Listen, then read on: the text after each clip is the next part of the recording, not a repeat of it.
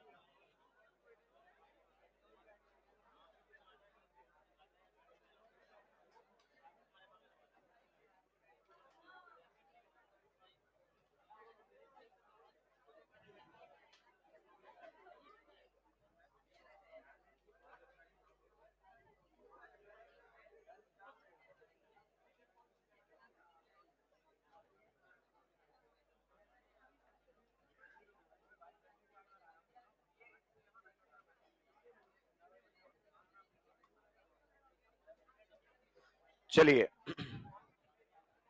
Last class में हम aromaticity से रिलेटेड बातें कर रहे थे, उसी को ही हम कंटिन्यू करेंगे। अब वापस से हमारे पास कुछ इंपॉर्टेंट एग्जांपल्स आने वाले हैं। पहले वाले की अगर अपन बात करना चाहें, देखिए पहले वाले के बारे में अगर अपन बात करना चाहें तो ये मॉलिक्यूल हमारे सामने है, साइक्लो ऑक्टा टेट्रा ई। अब आप फिर से कह सकते हैं मुझसे कि सर आपने पाई बॉन्ड की पोजीशन तो मेंशन ही नहीं की है कि कहां रहेगा डबल बॉन्ड। तो मैं आपको बता चुका हूं, रिंग में जब आपके डबल बॉन्ड आते हैं तो वो अल्टरनेट आ सकते हैं, एक साथ लगातार दो डबल बॉन्ड, क्योंकि कार्बन sp हो जाएगा और हाइब्रिडाइजेशन sp मतलब बॉन्ड एंगल 180 डिग्री पॉसिबल नहीं है। तो आप बाय डिफॉल्ट मान कर चलो वो अल्टरनेट है। क्लियर?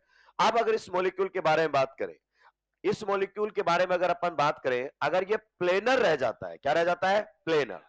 प्लेनर का मतलब सभी एटम्स एक ही प्लेन में लाई करें इसके रिंग के, तो उस कंडीशन में यहां पर आपको साइक्लिक डिलोकलाइजेशन देखने को मिलेगा। कितने पाई इलेक्ट्रॉन्स का? 8 पाई इलेक्ट्रॉन्स का। अगर ये मॉलिक्यूल प्लेनर रहता है, क्या रहता है? प्लेनर रहता है, तो आपको साइक्लिक डिलोकलाइजेशन देखने को मिलेगा। कितने पाई इलेक्ट्रॉन्स का? 8 पाई इलेक्ट्रॉन्स। इवन या ऑड? इवन या ऑड? 4 की टेबल में है या नहीं है? तो ये कंपाउंड हो जाएगा एंटी एरोमेटिक। और मैंने आपको बताया था कि एंटी एरोमेटिसिटी जो होती है वो डिस्टेबलाइजिंग रहती है, यानी कि जब इस प्रकार का साइक्लिक कॉन्जुगेशन आता है तो मॉलिक्यूल को क्या मिलती है? अनस्टेबिलिटी मिलती है। तो अगर वो इसको अवॉइड कर सकता है तो डेफिनेटली ऐसा करना चाहेगा। तो अगर आपकी रिंग 8 की है, क्लियर, तो इसमें फ्लेक्सिबिलिटी आ जाती है। क्या आ जाती है? फ्लेक्सिबिलिटी आ जाती है। ये अपनी दूसरी शेप में जा सकती है, ये प्लेनर ना रहकर नॉन प्लेनर शेप को एक्वायर करता है। क्या बोला मैंने?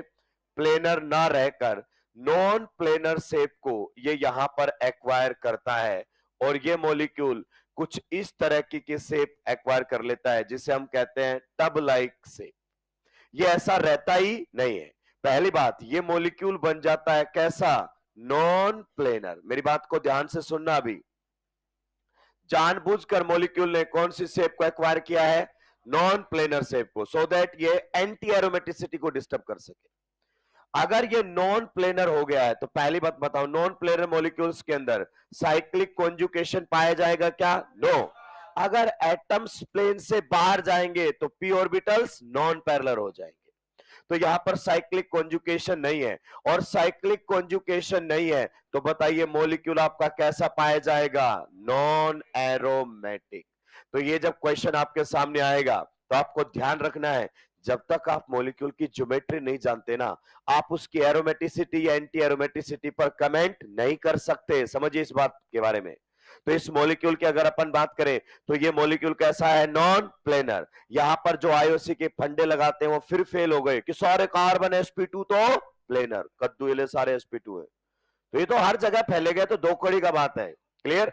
तो यहां पर ये मॉलिक्यूल नॉन प्लेनर होकर एंटी एरोमेटिसिटी को अवॉइड कर देता है और नॉन एरोमेटिक हो जाता है। अगर ये प्लेनर रहता ना तो इसमें एक डिस्टेबलाइजेशन आ जाता साइक्लिक कॉन्जुगेशन की वजह से, पर यहां पर इसमें ऐसा कुछ भी नहीं रहेगा। अब अगर अपन बात करें तो सर ये अगर एंटी एरोमेटिसिटी को अवॉइड कर सकता है तो उससे पीछे वाली जो रिंग्स थी वो भी तो अवॉइड कर सकती थी।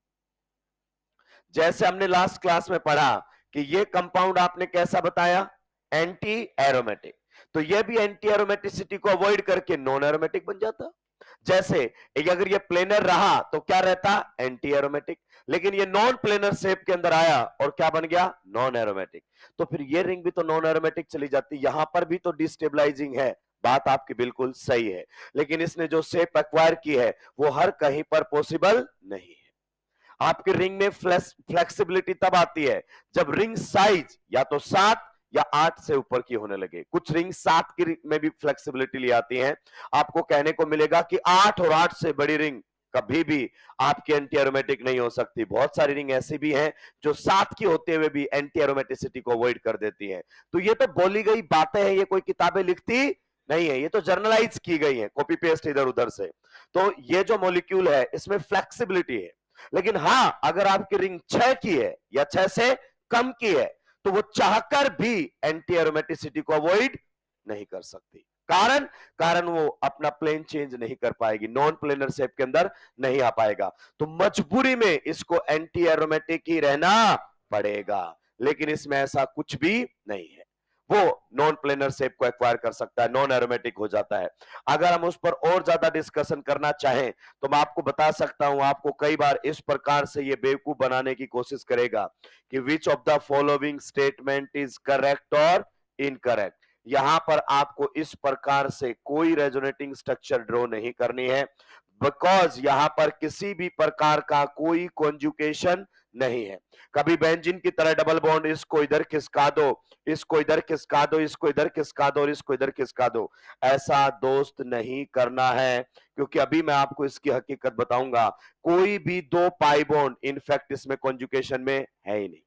जब ये मॉलिक्यूल आपकी कौन सी शेप एक्वायर करता है? नॉन प्लेनर को कोई भी दो पाई बॉन्ड आपस में एक दूसरे के साथ कॉन्जुकेशन में नहीं रहते। जैसे पहला पाई बॉन्ड आपका इस प्रकार के पी ऑर्बिटल्स की ओवरलैपिंग से बनेगा, बन गया पहला पाई बॉन्ड। दूसरे पाई बॉन्ड के बारे में अगर अपन बात करना चाहें तो दूसरा पाई बॉन्ड इस प्रकार से बना हुआ है। अब आप बताइए क्या ये पी और ये पी आपस में एक दूसरे के पैरेलल है? नहीं है। तो जैसे हम देखते हैं ना, डबल सिंगल डबल, वो ज्यादा दिन तक काम नहीं करता है। पी ऑर्बिटल्स का पैरेलल होना बहुत ही जरूरी है। आप देखिए इस प्लेन को छोड़कर एटम गया तो पी ऑर्बिटल कैसा हो गया? Non parallel. सिमिलरली अगर अपन बात करना चाहें, अगला जो पाई बॉन्ड आपका है वो कुछ इस प्रकार से बना हुआ है। फिर से अगर अपन बात करना चाहें अगले पाई बॉन्ड की, तो ये फिर से इस प्रकार से बना हुआ है। तो आप देखोगे कोई भी लगातार 3 पैरेलल पी ऑर्बिटल्स आ ही नहीं रहे। तो इस मॉलिक्यूल में कॉन्जुकेशन नहीं है, कोई भी दो पाई बॉन्ड आपस में रेजोनेंस में नहीं है। अगर मुझसे पूछे इस पाई बॉन्ड के बारे में क्या ख्याल आता है, आई विल से आइसोलेटेड। क्या कहूंगा? आइसोलेटेड। मतलब ये किसी के भी साथ कॉन्जुकेशन में सेम टू सेम इस पाई बॉन्ड के साथ रहेगा। ये पाई बॉन्ड भी कैसा है? आइसोलेटेड। मतलब ये किसी के भी साथ कॉन्जुकेशन में नहीं है। आप इस पाई बॉन्ड को लोकेलाइज्ड बोल सकते हो। क्या बोल सकते हो? लोकेलाइज्ड। सिमिलरली ये पाई बॉन्ड भी कैसा रहेगा? लोकेलाइज्ड। तो इसमें सभी पाई बॉन्ड लोकेलाइज्ड है, कोई किसी के साथ कॉन्जुकेशन के अंदर नहीं है। तो अगर आपके पास इस तरीके की रेजोनेटिंग स्ट्रक्चर बनाकर देता है तो उसको अवॉइड करना है। ये बेंजीन की तरह से डिलोकलाइजेशन शो नहीं करेगा, क्योंकि बेंजीन के पाई बॉन्ड कॉन्जुगेशन में हुआ करते थे, लेकिन इसके पाई बॉन्ड कॉन्जुगेशन में नहीं है। तो इसने जानबूझकर क्या किया है, एंटी एरोमेटिसिटी को अवॉइड किया है। और ऐसा कर सकती है अगर आपकी रिंग साइज, अगर अपन बात करना चाहें 6 से ज्यादा की है। कितने की है? 6 से ज्यादा की रिंग है, 7 की है, 8 की है, उससे ऊपर की है, तो वो एंटी एरोमेटिसिटी को अवॉइड कर सकती है नॉन प्लेनर शेप को एक्वायर करके। उससे नीचे वालों के पास ये फैसिलिटी ये चाहकर भी अवॉइड नहीं कर सकता। क्या ये पॉइंट आपको क्लियर हुआ? चलिए अगले क्वेश्चन पर अब हम आते हैं, ध्यान से सुनिएगा। अगर इस मॉलिक्यूल को हम प्लेनर अज्यूम करें, क्या करें? इस मॉलिक्यूल को हम प्लेनर अज्यूम कर लेते हैं, तो बताइए प्लेनर अज्यूम करने पर क्या इसमें एरोमेटिसिटी आ रही है? देखिए ये कार्बन कैसा है? sp2 कार्बोकेटाइन का कार्बन। ये कार्बन भाई डबल बॉन्ड बनाया है, चेक करने की जरूरत ही, डबल बॉन्ड बनाया है, चेक करने की जरूरत ही। तो आप बताइए यहां तक तो कॉन्जुगेशन चल रहा है, अल्टरनेट पाई बॉन्ड्स, sp2 लगातार पी ऑर्बिटल्स की क्लोज लूप। कितने पाई इलेक्ट्रॉन्स? 2 2 4 2 6। तो बताइए मॉलिक्यूल में साइक्लिक कॉन्जुगेशन है कितने पाई इलेक्ट्रॉन्स का? 6 पाई इलेक्ट्रॉन्स का। Hence compound is aromatic. अब बच्चे का दूसरा डाउट आता है, क्लास के बाद मास्टर को धर लेता है, क्या आपने बोला था कि रिंग अगर 6 या 7 या 8 या उससे ऊपर की हो जाए तो नॉन प्लेनर हो जाता है? मैंने नहीं बोला ऐसा। अगर एंटी एरोमेटिक बन रहा है तब नॉन प्लेनर शेप में एक्वायर आता है। अगर एरोमेटिक है तो क्यों नॉन प्लेनर बनेगा भाई? यहां पर उसका नॉन प्लेनर होने का कारण साफ साफ है, वो एंटी एरोमेटिक नहीं होना चाहता। लेकिन ये तो कैसा है? एरोमेटिक। ये क्यों डिस्टर्ब करेगा अपनी एरोमेटिसिटी को नॉन प्लेनर होकर? तो नॉन प्लेनर तभी मानना है जब आपकी रिंग कैसी हो? Anti aromatic. अगर एरोमेटिक आ रही है तो हमें कोई दिक्कत नहीं है। तो ये मॉलिक्यूल आप लोगों के सामने कैसा रहेगा? एरोमेटिक। अब जानते हैं जब इसको हाइब्रिड स्ट्रक्चर के अंदर लिखा जाएगा तो किस प्रकार से लिखा जाएगा? हम बार बार इसके ऊपर चर्चाएं की है, साइक्लिक कॉन्जुगेशन +2 चार्ज। मतलब पहले 2 प्लस बनाओ और फिर लगातार अल्टरनेट पाई बॉन्ड्स बनाते हुए चले जाइए, तो आपको पता चल जाएगा। अब देखो ये हाइब्रिड स्ट्रक्चर है कि नहीं है? है। अब आपको कद्दू नहीं पता चल रहा है इसमें कितने पाई बॉन्ड है, तो कहने के लिए कह देते हैं कि रेजोनेंस हाइब्रिड सब कुछ बता देता है। यहां पर तो पाई बॉन्ड की संख्या भी नहीं ढंग से पता चलती, तो हाइब्रिड नाम का है, काम का नहीं है। Can we move to the next question? देखिए क्वेश्चन नंबर 27 इंपॉर्टेंट है, मल्टीपल टाइम्स पूछा जाता है। क्वेश्चन नंबर 29 उससे भी ज्यादा इंपॉर्टेंट है, वहां तो बच्चा बच जाता है, लेकिन यहां पर उसके बचने के कोई चांसेस नहीं है, क्योंकि मॉलिक्यूल में उसको साइक्लिक कॉन्जुगेशन दिखाई दे रही है, कंपाउंड एरोमेटिक भी दिखाई दे रहा है, तो बच्चा एक बार सोचता ही नहीं है। अगर सोचो ये मॉलिक्यूल प्लेनर होता, क्या होता? तो कितने पाई इलेक्ट्रॉन्स का साइक्लिक कॉन्जुगेशन आता? 2 2 4 2 6 2 8 और 2 10। बताइए इवन या ऑड? इवन 4 की टेबल में है या नहीं है?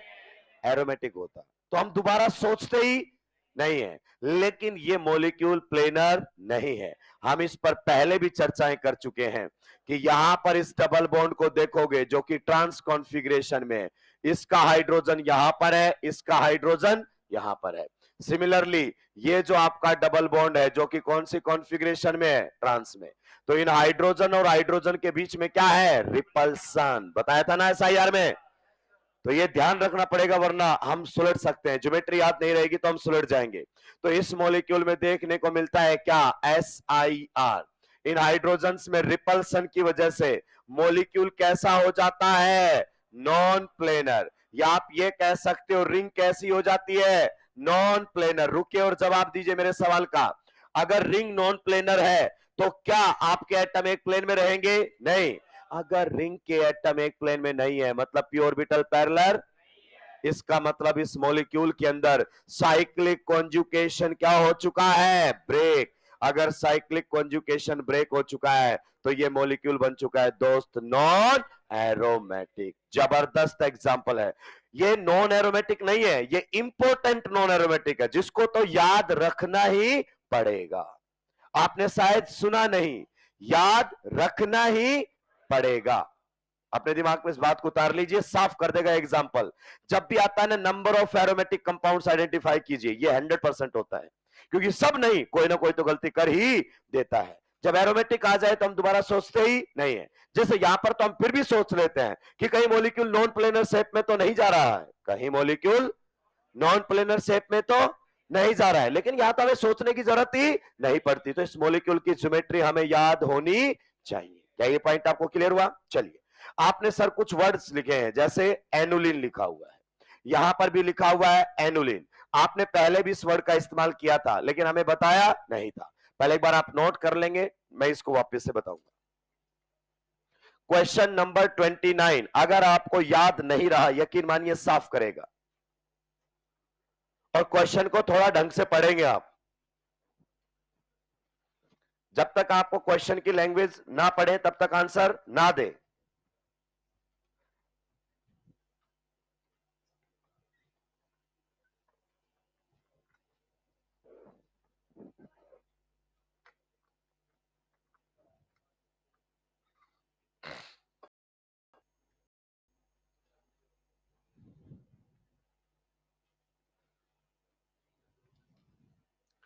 अगर रिंग नॉन प्लेनर हुई तो साइक्लिक कॉन्जुगेशन नहीं होता है। पहले भी मैंने बताया था कि जब एटम्स एक ही प्लेन में लाई करते हैं तो पी ऑर्बिटल कैसे रहते हैं? पैरेलल। एटम्स एक ही प्लेन में तो पी ऑर्बिटल पैरेलल। अगर एटम्स ने प्लेन छोड़ा तो पी ऑर्बिटल नॉन पैरेलल। अगर रिंग के सभी एटम्स पर आने वाले पी पैरेलल नहीं है तो साइक्लिक कॉन्जुगेशन नहीं हो सकता।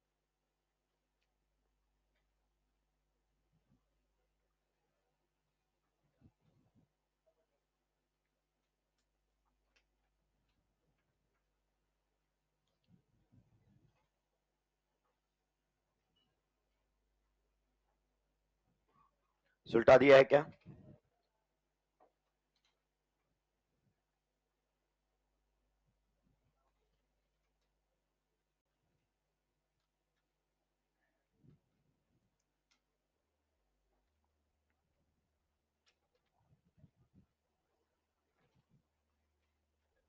अब सुलटा दिया है क्या?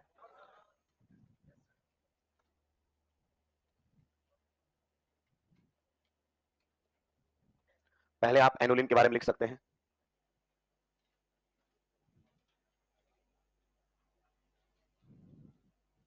एनुलिन्स हम किसे बोलते हैं? Monocyclic rings, monocyclic rings having alternate pi bonds, monocyclic rings having alternate pi bonds, monocyclic rings having alternate pi bonds, monocyclic ring having alternate pi bond। जब भी आप कभी लिखते हो इस प्रकार से एक्स एनुलिन, क्या लिखते हो? एक्स एनुलिन, इसका मतलब एक्स आपको दो बातें बताता है। एक तो उसकी रिंग साइज बताता है। क्या बताता है? Ring size. जैसे आपने लिखा हुआ है यहां पर 10 एनुलिन, इसका मतलब ये कितनी मेंबर्ड रिंग है? आपकी 10 मेंबर्ड रिंग है। क्लियर? दूसरा अगर अपन बात करना चाहें तो उसमें पाई इलेक्ट्रॉन्स भी बताता है। क्या बताता है? Pi electrons. जैसे आप पाएंगे यहां पर कितने पाई इलेक्ट्रॉन्स हैं? 10 काउंट कर सकते हो। 2 2 4 2 6 2 8 2 10। ये नहीं कह रहा है कि ये डिलोकलाइज्ड है, नहीं, केवल पाई की बात की इसने कि इसमें इतने पाई इलेक्ट्रॉन्स हैं। तो ये दो बातें आपके सामने बता देता है। क्लियर? चलिए नेक्स्ट एग्जांपल अब आते हैं हम किसकी तरफ? नेफ्थलीन की तरफ। दोस्तों देखिए, अगर हम स्ट्रिक्टली बात करें तो नेफ्थलीन पर आप हक्कल्स रूल को नहीं लगा सकते, क्योंकि Huckel's rule is applicable for monocyclic compounds only. लेकिन ये आपका कैसा है? बाईसाइक्लिक। तो यहां पर आपका हक्कल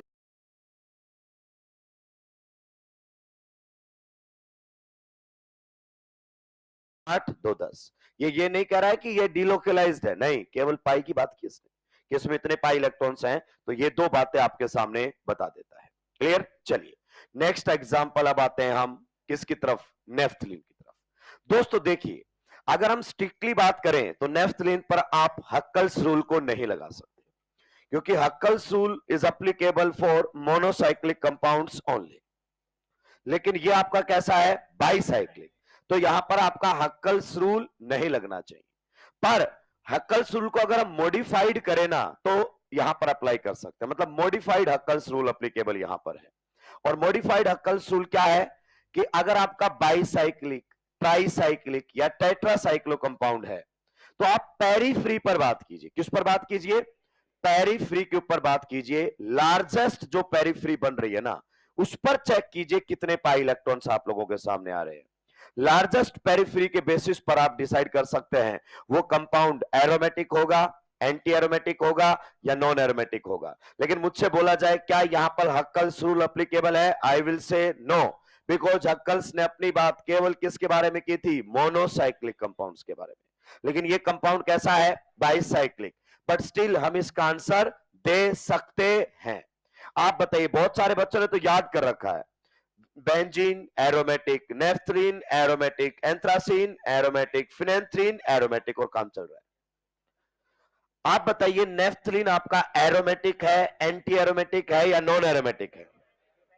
कैसा है? अगर एरोमेटिक है तो कितने पाई इलेक्ट्रॉन्स का रिंग करंट है? कितना का? 6। बिल्कुल सही। ये यहां पर इनको दिखाई दे रहा है 6 पाई इलेक्ट्रॉन्स का रिंग करंट। क्लियर? लेकिन इसमें 6 पाई इलेक्ट्रॉन्स का रिंग करंट नहीं है, क्योंकि तुम्हें दिख गया बेंजीन तो तुमने बोल दिया एरोमेटिक, और बेंजीन की वजह से। अभी आप मेरी बात को ध्यान से सुनते हुए चलेंगे। ये तो एक रेजोनेटिंग स्ट्रक्चर मैंने दी है। क्या दी है?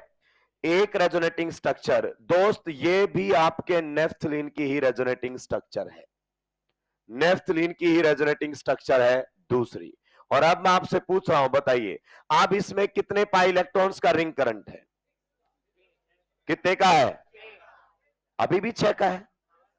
अभी तो आपको लार्जेस्ट सर्कल दिखाई दे रहा है, कितने का है? 10 पाई इलेक्ट्रॉन्स का। और ये फैक्ट है, नेफ्थलीन के अंदर 10 पाई इलेक्ट्रॉन्स का रिंग करंट है। लार्जेस्ट सर्कल बनता है तो बनने दीजिए। आइए समझिए थोड़ा सा ध्यान से, याद करने से काम चलने वाला नहीं है। इधर देखिए, अगर मैं नेफ्थलीन को लिखना चाहूं तो नेफ्थलीन में 2 बेंजीन रिंग फ्यूज्ड होती है। क्या होती है? 2 बेंजीन रिंग फ्यूज्ड होते हैं इस प्रकार से लीनियरली। ये नेफ्थलीन की स्ट्रक्चर बनाने जा रहा हूं। आप देखेंगे, इस वाली से बात कर रहा हूं, अल्टरनेट पाई बॉन्ड्स है कि नहीं है? अल्टरनेट पाई बॉन्ड्स है कि नहीं है? है। तो यहां पर मैं हर एटम पर एक पी ऑर्बिटल आप लोगों के सामने बनाने वाला हूं। हर एटम पर एक पी ऑर्बिटल है, और बॉन्ड बनने से पहले आप बताइए हर पी ऑर्बिटल में कितना इलेक्ट्रॉन था? एक। बॉन्ड बनने से पहले की कहानी हमारे सामने है। ये इस प्रकार से मामला चलेगा। अगर अब हम इसमें इस पर वेरिंग मैग्नेटिक फील्ड अप्लाई करते हैं तो यार रिंग करंट बनेगा, और लार्जेस्ट सर्कल का बनेगा, जितना बड़ा बन सकता है। तो आप यहां से अगर शुरू करेंगे तो देखिए लगातार पी ऑर्बिटल चल रहे हैं कि नहीं चल रहे हैं? लगातार पी ऑर्बिटल चल रहे हैं कि नहीं चल रहे हैं? तो ये आपका रिंग करंट बन रहा है। लेकिन सर कल तो आप ऐसी ही कुछ बातें कर रहे थे बेटा, उसमें लार्जेस्ट सर्कल जो बन सकता था मैंने वही बनाया था। मान लीजिए मेरे पास ये मॉलिक्यूल कुछ इस प्रकार से होते, जो कि हमने कल की क्लास में एग्जाम्पल लिए थे। अगर मेरे पास ये कुछ इस प्रकार से थे तो आप बताइए, अब अगर मैं कहीं से भी शुरू करता हूं, यहां से शुरू करता हूं, तो ये इस प्रकार से हमारे सामने गया। अब बताओ लार्जेस्ट सर्कल कितने का बनेगा? ये बन गया है, क्योंकि यहां पर आगे पी ऑर्बिटल्स नहीं है, तो ये ऑटोमेटिक सर्किट से बाहर चले गए। रिंग करंट अब इन्हीं की वजह से बनेगा। लेकिन दोस्त इसमें ऐसा बिल्कुल भी नहीं है। लार्जेस्ट सर्कल हमारे सामने बन रहा है, और कितने पाई इलेक्ट्रॉन्स का बन रहा है? 10 पाई इलेक्ट्रॉन्स का बन रहा है। बताइए एरोमेटिक, एंटी एरोमेटिक या फिर non aromatic? Aromatic. Sir actually हम कंफ्यूज किससे हुए? हम इस पाई बॉन्ड से कंफ्यूज हो गए। आपने यहां पर पाई बॉन्ड बनाया तो कुछ बच्चे कंफ्यूज हो गए कि इसको इधर वाली रिंग में ले या उसको उधर वाले रिंग में ले। और जब आपने ऐसे बनाया तो फिर तो हमें समझ में भी आने लगा कि अच्छा लार्जेस्ट सर्कल में देखो ये हमारे सामने पेरीफ्री, पेरीफ्री का मतलब समझते हो ना? बाहर बाहर, किनारे किनारे। तो यहां पर 10 पाई इलेक्ट्रॉन्स का रिंग करंट दिखाई दिया। यहां पर कितने का दिखाई दिया? 6। तो अगर ऐसा देता है तो हम कंफर्टेबल हैं, और ऐसा देता है तो हम कंफर्टेबल नहीं है। तो दोस्त आप क्या करोगे? आपको बोला जाएगा कि घुमा के सारे पाई बॉन्ड पेरीफ्री पर लाइए। अगर सिंपल स्ट्रक्चर है तो आप ले आओगे, लेकिन ढंग का क्वेश्चन दे दिया तो आपका बुढ़ापा आ जाएगा, लेकिन सारे पाई बॉन्ड पेरीफ्री पर नहीं आएंगे। तो हमें नहीं लाने हैं पेरिफेरी के ऊपर। आप अगर उसी क्वेश्चन को डील करना पड़े तो कैसे डील करेंगे, जरा ध्यान से सुनिए। कैसे भी दे, हमें जल्दी से जल्दी आंसर तक पहुंचना है। आप बताइए, पी ऑर्बिटल डायग्राम से सोचिए, एक इलेक्ट्रॉन इसका है, एक इलेक्ट्रॉन बॉन्ड बनने से पहले ये पी ऑर्बिटल में थे कि नहीं थे? एक इलेक्ट्रॉन इसका है और एक इलेक्ट्रॉन इस पाई बॉन्ड में, इस पाई बॉन्ड में एक इलेक्ट्रॉन इसका है, एक इलेक्ट्रॉन इसका है। सिमिलरली इस प्रकार से आप यहां पर बातें कर सकते हैं। और अब आप पी ऑर्बिटल्स को कनेक्ट करते हुए लार्जेस्ट सर्कल बना सकते हैं। जैसे यहां से यहां जाओगे, यहां से यहां जाओगे, लगातार पी ऑर्बिटल्स आ रहे हैं कि नहीं आ रहे हैं? जी हां। और लगातार पी ऑर्बिटल्स आ रहे हैं तो देखो ऑटोमेटिक आपके पाई इलेक्ट्रॉन्स पेरिफेरी के ऊपर आ गए हैं। भले ये पाई बॉन्ड कहां बना हुआ था? बीच में, लेकिन एक पी उसका है और एक पी इसका है, तो अपने आप ऑटोमेटिक पेरिफेरी पर आ जाएंगे। और जो पेरिफेरी पर नहीं आया हम उसको छोड़ देंगे, हमारे रिंग करंट का वो हिस्सा नहीं बनने वाला है। क्या ये पॉइंट आपको क्लियर हुआ? इसका मतलब आपका जो नेफ्थलीन है वो एक एरोमेटिक मॉलिक्यूल है और उसमें कितने पाई इलेक्ट्रॉन्स का रिंग करंट है? 10 पाई इलेक्ट्रॉन्स का रिंग करंट है। तो अगर आपका कंपाउंड पॉलीसाइक्लिक है, कैसा है? पॉलीसाइक्लिक है, तो उसमें हक्कल्स रूल नहीं, मॉडिफाइड हक्कल्स रूल चलेगा। कहता है लार्जेस्ट पेरिफेरी के ऊपर जो रिंग करंट बनेगा that will decide the compound is aromatic, anti aromatic और नॉन एरोमेटिक। जल्दी से नोट करेंगे, आगे बढ़ूंगा।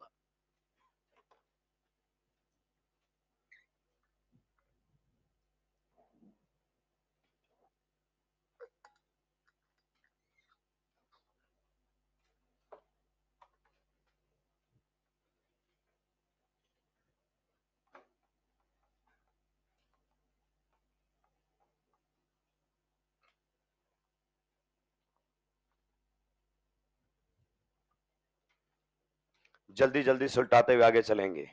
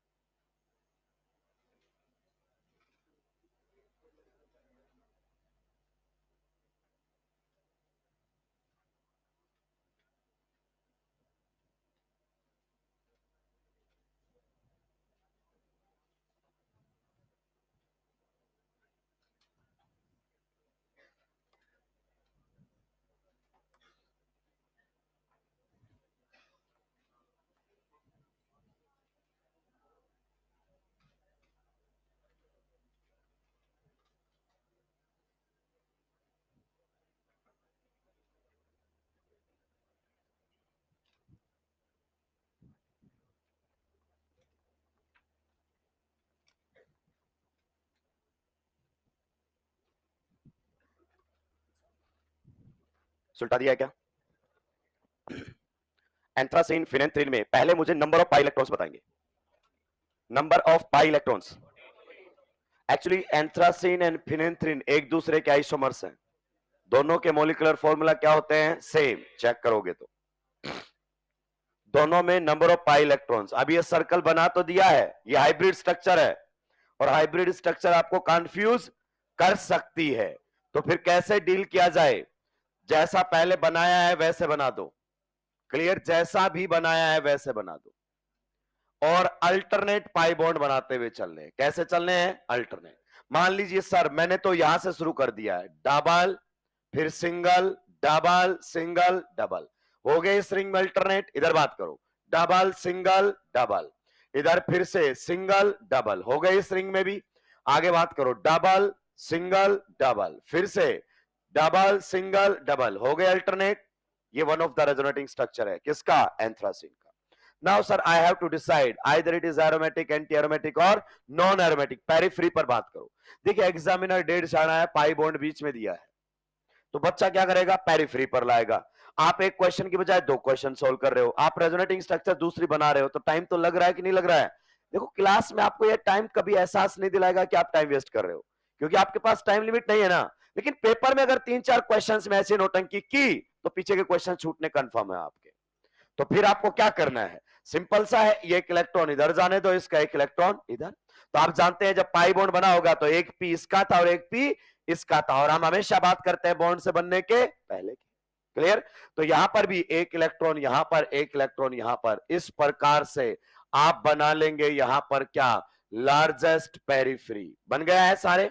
अब आप इलेक्ट्रॉन से इलेक्ट्रॉन जोड़ते हुए चलो, कहीं से शुरू कर दो, जब तक आपको लगातार मिल रहे हैं सारे इलेक्ट्रॉन, बताओ किस में है, पी ऑर्बिटल्स में। लगातार जब तक मिल रहे हैं आप लार्जेस्ट पेरिफ्री पर चले जाएं।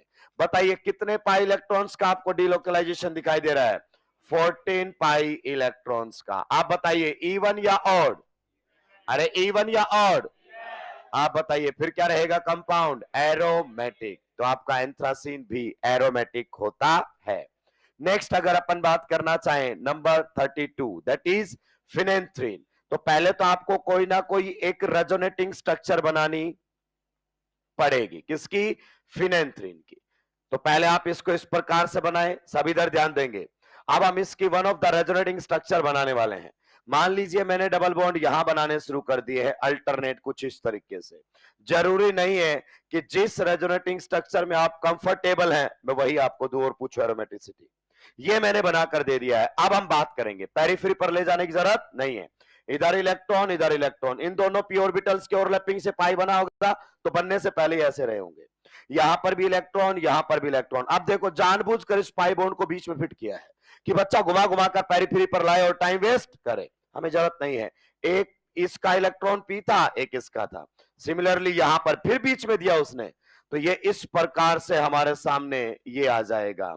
अगर अब आपके सामने इस प्रकार से सारे इलेक्ट्रॉन्स पेरिफेरी पर जा चुके हैं, आप इलेक्ट्रॉन से इलेक्ट्रॉन, जब आप ये ऐसे कर रहे हो ना तो ऑर्बिटल टू ऑर्बिटल जा रहे हो। आप जानते हैं अनपेड इलेक्ट्रॉन किस में है, पी ऑर्बिटल्स में। तो लगातार आपके सामने ये बनेगा। बताइए कितने पाई इलेक्ट्रॉन्स आए, 14 पाई इलेक्ट्रॉन्स। इवन या ऑड, इवन। चार की टेबल में नहीं, तो compound aromatic. So this compound is again aromatic. जल्दी जल्दी सुलटाते हुए आगे बढ़ेंगे। कहां तक पहुंच चुके हैं दोस्त हम, क्वेश्चन नंबर 33।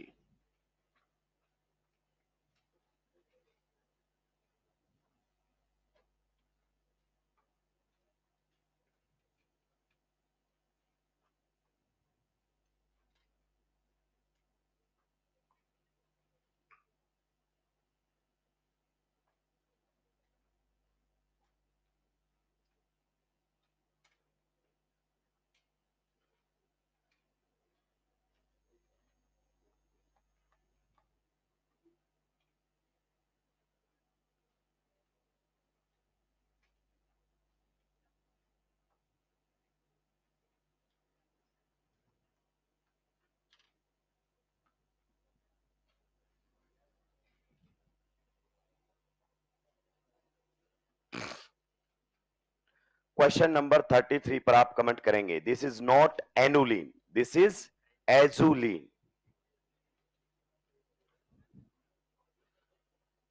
एनुलिन नहीं है, ये एजुलिन है। और आप इस पर कमेंट करेंगे ये एरोमेटिक, एंटी एरोमेटिक या फिर आपका नॉन एरोमेटिक रहने वाला है।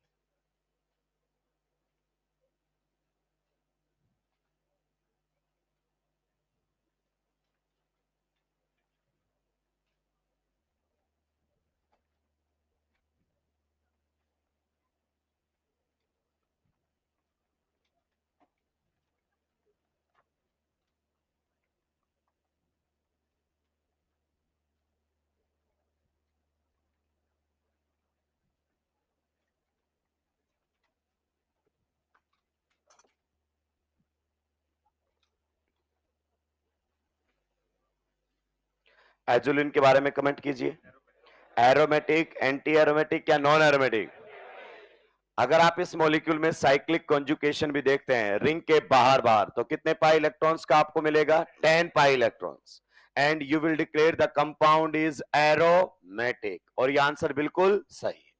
हालांकि मॉलिक्यूल जैसा दिखता है वैसा होता नहीं है। इसमें दो अलग अलग रिंग करंट चलते हैं। अब ये केमिस्ट्री, हर मॉलिक्यूल की अपनी ही कहानी है। हालांकि जो बात मैं आपको बताने वाला हूं, मैं कंफर्म हूं नीट उस लेवल पर बात नहीं कर सकता, लेकिन आपको हर जगह क्वेश्चंस दिखाई देंगे कि एजुलिन के डाइपोल मोमेंट पर बात कीजिए। थोड़ी देर पहले आपने देखा था, अगर अपन बात करें नेफ्थलीन, तो नेफ्थलीन में किसी प्रकार की पोलैरिटी नहीं है, तो इसका डाइपोल मोमेंट क्या होता है? जीरो। डाइपोल मोमेंट क्या होता है इसका? जीरो। इधर से भी आपको किसी भी बॉन्ड में पोलैरिटी दिखाई नहीं देगी, तो आप कह सकते हैं कि इसका भी जीरो होना चाहिए। पर इसमें जब रेजोनेंस होता है तो ऐसे होगा, ये पाई बॉन्ड इधर जाएगा और ये पाई बॉन्ड जानबूझकर इसके अंदर टूटेगा, मतलब जानबूझकर यहां प्लस माइनस बनते हैं। आप ध्यान दीजिए, एक रिंग 7 की है और एक रिंग कितने की है? 5 की है। ध्यान से सुनते हुए चलिए। अगर ये पाई बॉन्ड यहां पर आया तो इस पर कैसा चार्ज आएगा? पॉजिटिव, पक्का। और अगर ये इधर चला गया तो बताइए यहां पर कैसा चार्ज आएगा? नेगेटिव। और प्लस माइनस यहां पर बना है, इसका मतलब मॉलिक्यूल में पोलैरिटी आ चुकी है, डाइपोल मोमेंट आएगा। यही तो डाइपोल मोमेंट होता है, Q इंटू एल।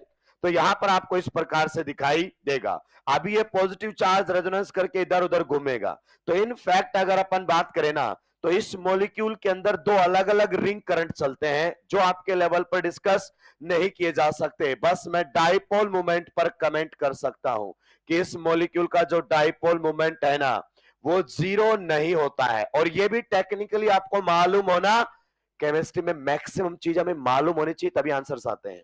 क्लियर? तो यहां पर आपका रिंग करंट चलेगा इधर, कितने की रिंग में? 7 की रिंग में, पॉजिटिव चार्ज के साथ। तो ये बिल्कुल जो कल की क्लास में आपने डिस्कस किया था ना, ट्रोपिलियम आयन, ये बिल्कुल इसकी तरह है। एक यहां पर आपका रिंग करंट चल रहा है, कितने पाई इलेक्ट्रॉन्स का? 6 पाई इलेक्ट्रॉन्स का। सिमिलरली अगर अपन बात करना चाहे तो इधर वाले रिंग में भी एक रिंग करंट चलेगा, कितने पाई इलेक्ट्रॉन्स का? फिर से 6 पाई इलेक्ट्रॉन्स का, विद नेगेटिव चार्ज। और इधर चलेगा विद पॉजिटिव चार्ज। तो यहां पर भी आपको रिंग करंट दिखाई देगा, लेकिन ये दिखाई देगा विद नेगेटिव चार्ज। तो प्लस माइनस साफ साफ दिखाई दे रहे हैं। अगर डाइपोल मोमेंट की डायरेक्शन भी पूछी जाए तो हमारे यहां पर क्या होती है? Positive to negative. तो बताइए इसका म्यू जीरो रहेगा कि नॉन जीरो? इसका डाइपोल मोमेंट नॉन जीरो होता है। क्लियर? अच्छे लेवल पर यह बहुत ही बेहतरीन क्वेश्चन बनता है, लेकिन मुझे नहीं लगता 12th लेवल पर कभी वो बात करेगा। अगर उसको इतनी अच्छी बात करनी है तो इससे पहले वो कई अच्छी बातें कर चुका होगा। लेकिन ये क्वेश्चन आपको आजू बाजू के पेपर्स में दिखाई देता ही रहेगा। हम क्या करते हैं कि नया क्वेश्चन लाने के लिए जे एडवांस वालों के कॉपी पेस्ट मार देते हैं, वो पूछेगा ही नहीं उस लेवल पर। अपने दायरे में रह के अच्छा क्वेश्चन अच्छा कहलाता है। नेक्स्ट क्वेश्चन नंबर 34 की तरफ चलेंगे, उसको नोट करने के बाद और कमेंट करेंगे। होता है तो ऐसे होगा, ये पाई बॉन्ड इधर जाएगा और ये पाई बॉन्ड जान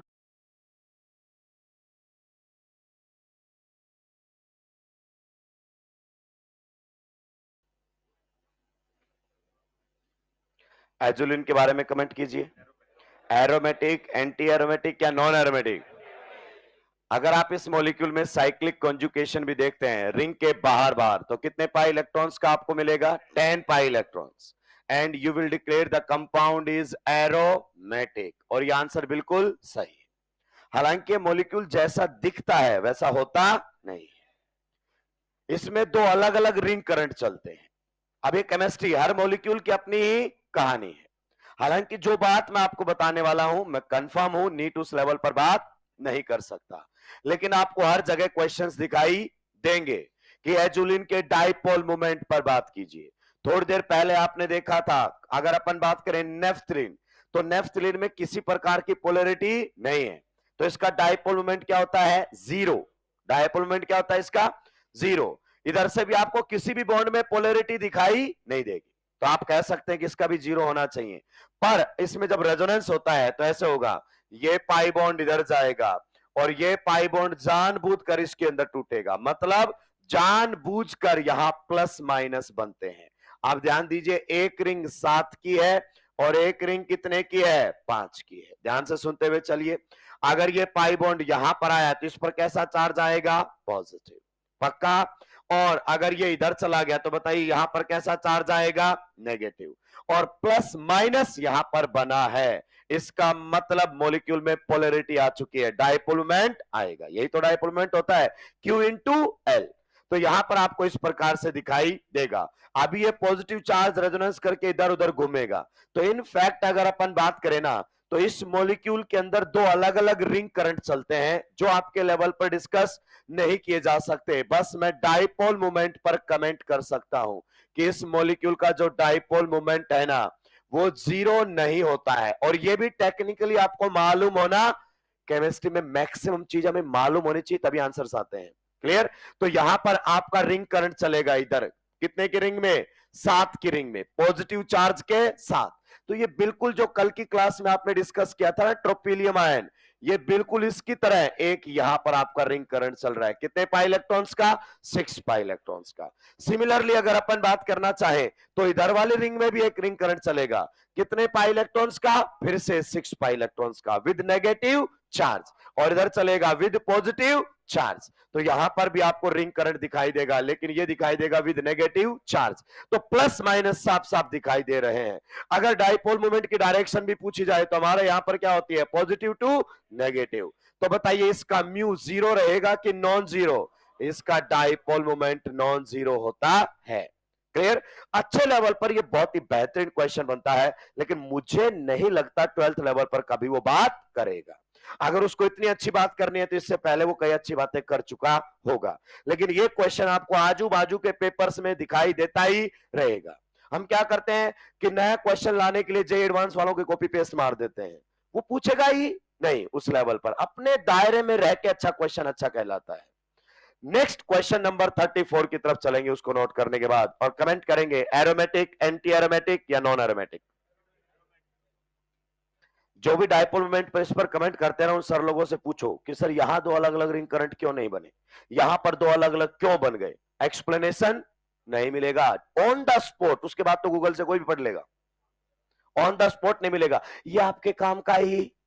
तो सर काम का तो हमारे डायपोल मोमेंट भी नहीं था, क्योंकि जब आप एरोमेटिसिटी पर बात करोगे तो हक्कल्स रूल से बातें कर रहा है, केवल मोनोसाइक्लिक।